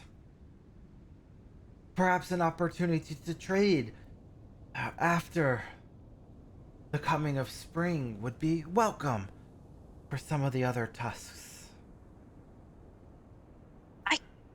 just wanted to let it be reported that we might not be alone in these parts. I know that the others who are with me, a few of them disapproved with the construction of said traps, and I agree that they were a little bit on the barbaric side. And I know that other followings have different ways than ours, and I don't want to draw any conclusions about anything. We do our things our ways, and they do things theirs. But these were crafted with intent to inflict harm, it appears. With serious harm, instead of just It ending saddens the me to lives. hear that perhaps a fellow following has fallen so far into cruelty to those animals that help sustain us on this great realm. Your words concern me some. I shall be sure to discuss with the other mammoth lords about what we should do in this case. I Thank believe you. that the others have been bringing word to the other mammoth lords as well. So you're not the only one with this information. Thank you, young one. I appreciate your words. For now, go rest. Bask in the joy of a successful day.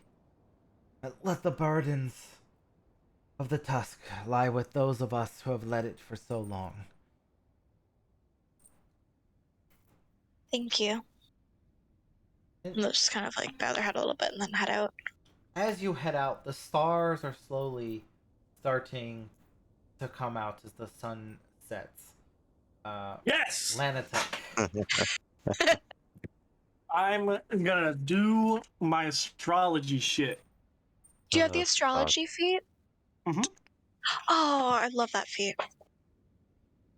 Sorry. No. I suppose I just take the star chart down, don't I? Yeah, you just have to study the stars for a period of time, kind of consulting the star charts and stuff, and then 3 times per day, in the future day, you can recall these predictions for the next action for on skill checks to add possibly add re- bonuses to those. So for right now, it's just studying. So I'll find a nice like up high vantage point location to take down the stars in a little booklet for a little while. Decent. As Lanatuk spends time studying the stars, seeking their guidance, touching into the night, it slowly passes as the following winds down. As we move in to the next day, I think we shall call the session here tonight. And then we shall reconvene in 2 weeks as we continue the tale of the quest for the frozen flame with day 2 of the tasks to prepare for the night of the green moon. Thank you everybody who joined us out in Twitchland, and as always, join us in our Discord if you're looking for people to hang out with or games to play. Next weekend is our special Extra Life weekend where we will be hosting 4 different games, 100% dedicated towards Extra Life on the 19th and the 20th, a special Extra Life edition of Legacy of Ruins. Be sure to catch us here for that. We're multiple different GMs running a lot of one-shots with a Fae theme and a twist. Other than that, thank you everybody, and thank you for our phenomenal players who joined us this night to help bring the realm of the Mammoth Lord alive. And we shall catch you next time on Digital Dungeons. Thanks for watching, guys. Yay, thank you. Thank you. This was really fun.